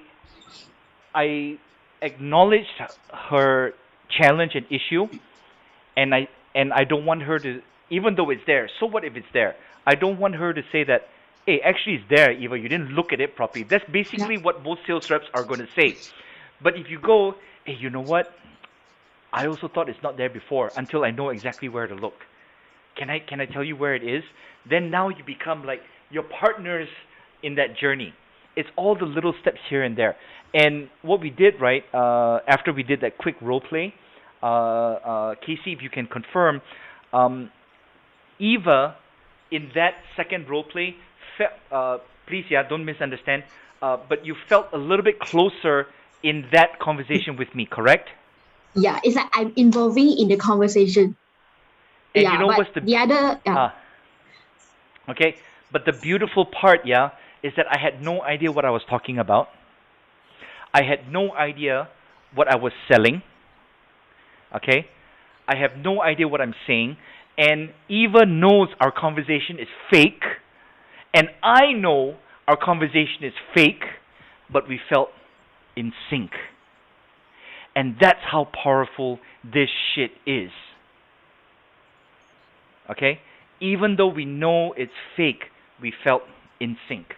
And what I'm telling you, ladies and gentlemen, is use this in your conversations with your prospects, because they're going to start to like you more and they're going to start to trust you more. Okay? It is now 12:51. Shall we take our lunch break? We can come back at 1:50, or we can come back at 2 p.m. King Fai, ask me your question before we. If we take the question, we'll come back at 2 p.m. Okay. What if you're on the phone? What? Be more specific in your question. Can you verbalize it or no? Yeah, so if we're on the phone and we cannot change our body language to be like them, so it's only our voice, is it? Right. Correct. Let's see. Who was it earlier? Casey, is it? No, not Casey. Quan Yu. Quan Yu here? Yep. Okay. Didn't notice you there for a second. Okay. We were doing it based only on voice, your speech rate, and inflection, correct? Yep. Okay. So, Quan Yu was role playing, even though we could see each other, it's still the same. He was going, what do you have? Tell me what you have. He was talking in short bursts. All right, and the response to that is to answer him back in short bursts. Okay, so for example, let's see, Kuan Yu, can you? Let's say we're on the phone. Yeah. Okay, let's say we're on the phone, and on the phone, this is my body posture, and this is what I do. I will show you exactly what I do when I'm on the phone. When I'm on the phone, I don't hold my phone like you all hold your phone like this, correct? Correct? Yeah. When you're on the phone, Yeah. I will never, ever, ever hold my phone. I will always use this. Always. No exception. Okay? The reason is because I need to focus and I need to write and take notes. How are you gonna take notes and like that? Okay? That's the first one. The second is I'm going to show you exactly what my body posture is 70 to 80% of the time. My headset is on and my eyes are closed because I need to focus on what they're saying. So I remove all visual distraction and I'm focused and concentrating on everything that they're saying. I will show you my lead sheet later, and I will also tell you, I'll make notes like, okay, is he visual? He likes these phrases. I'm making all those notes as we're talking, okay? Because when they use certain phrases, you will find that people like those phrases. And what you do is you make note of those phrases and you use it back on them. Because now you're not only mirror matching speech rate, volume, you're now matching their jargon. Not your jargon, but their jargon. Okay? Now, am I asking or am I teaching you how to be fake? Am I? No. These are sales skills. Right. Some people will say that, oh, you're teaching us how to be fake. No. I'm teaching you, you must learn, you must practice so it becomes part of you. Okay? I'll give you an example. One of my mentors is a name by the name of Dr. Moyne. So Dr. Moyne is a sales psychologist, all right? So he had a client. He had a client that was selling farm equipment back in the 80s, all right? Selling farm equipment to farmers. And in the US this was the farm belt, and they're extremely conservative. Conservative means more Republicans, right? So you all heard of Ronald Reagan? Ronald Reagan, right? So Ronald Reagan was a Republican president, okay, when he was up for election. Now his client, the one selling the farm equipment, now traditionally farmers are very Republican, okay? That means they supported Ronald Reagan. Like, if you said something wrong about Ronald Reagan, they would go to war with you, all right? But this guy selling the farm equipment was a liberal. That means he was more of a Democrat. That means he hated Ronald Reagan, okay? So when he was going on his rounds, there were these signs that support Reagan, vote for Reagan, and then he's like that all the time, right? And so he was saying, the farmers come out and they say, who are you going to vote for? Are you going to vote Reagan? And then, it's like he doesn't want to lie and say, yeah, I like Reagan, but he doesn't really, right? So they came up with a fix for it without offending the farmers, without going against his principle. Okay? So the exercise was he had to find out what he liked about Reagan. And the exercise found that he didn't like anything about Reagan except for the way that he spoke. So this guy said, I like the way that Reagan speaks, even though I hate everything else about him. Okay?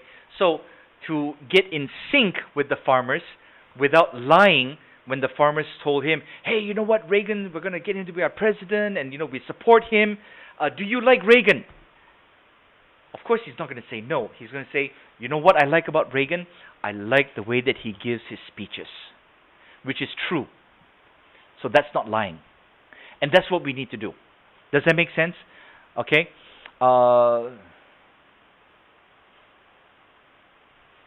You must match them first. I'll give you an example. Right now there are one, two, three ladies on the call on this session, right? Okay.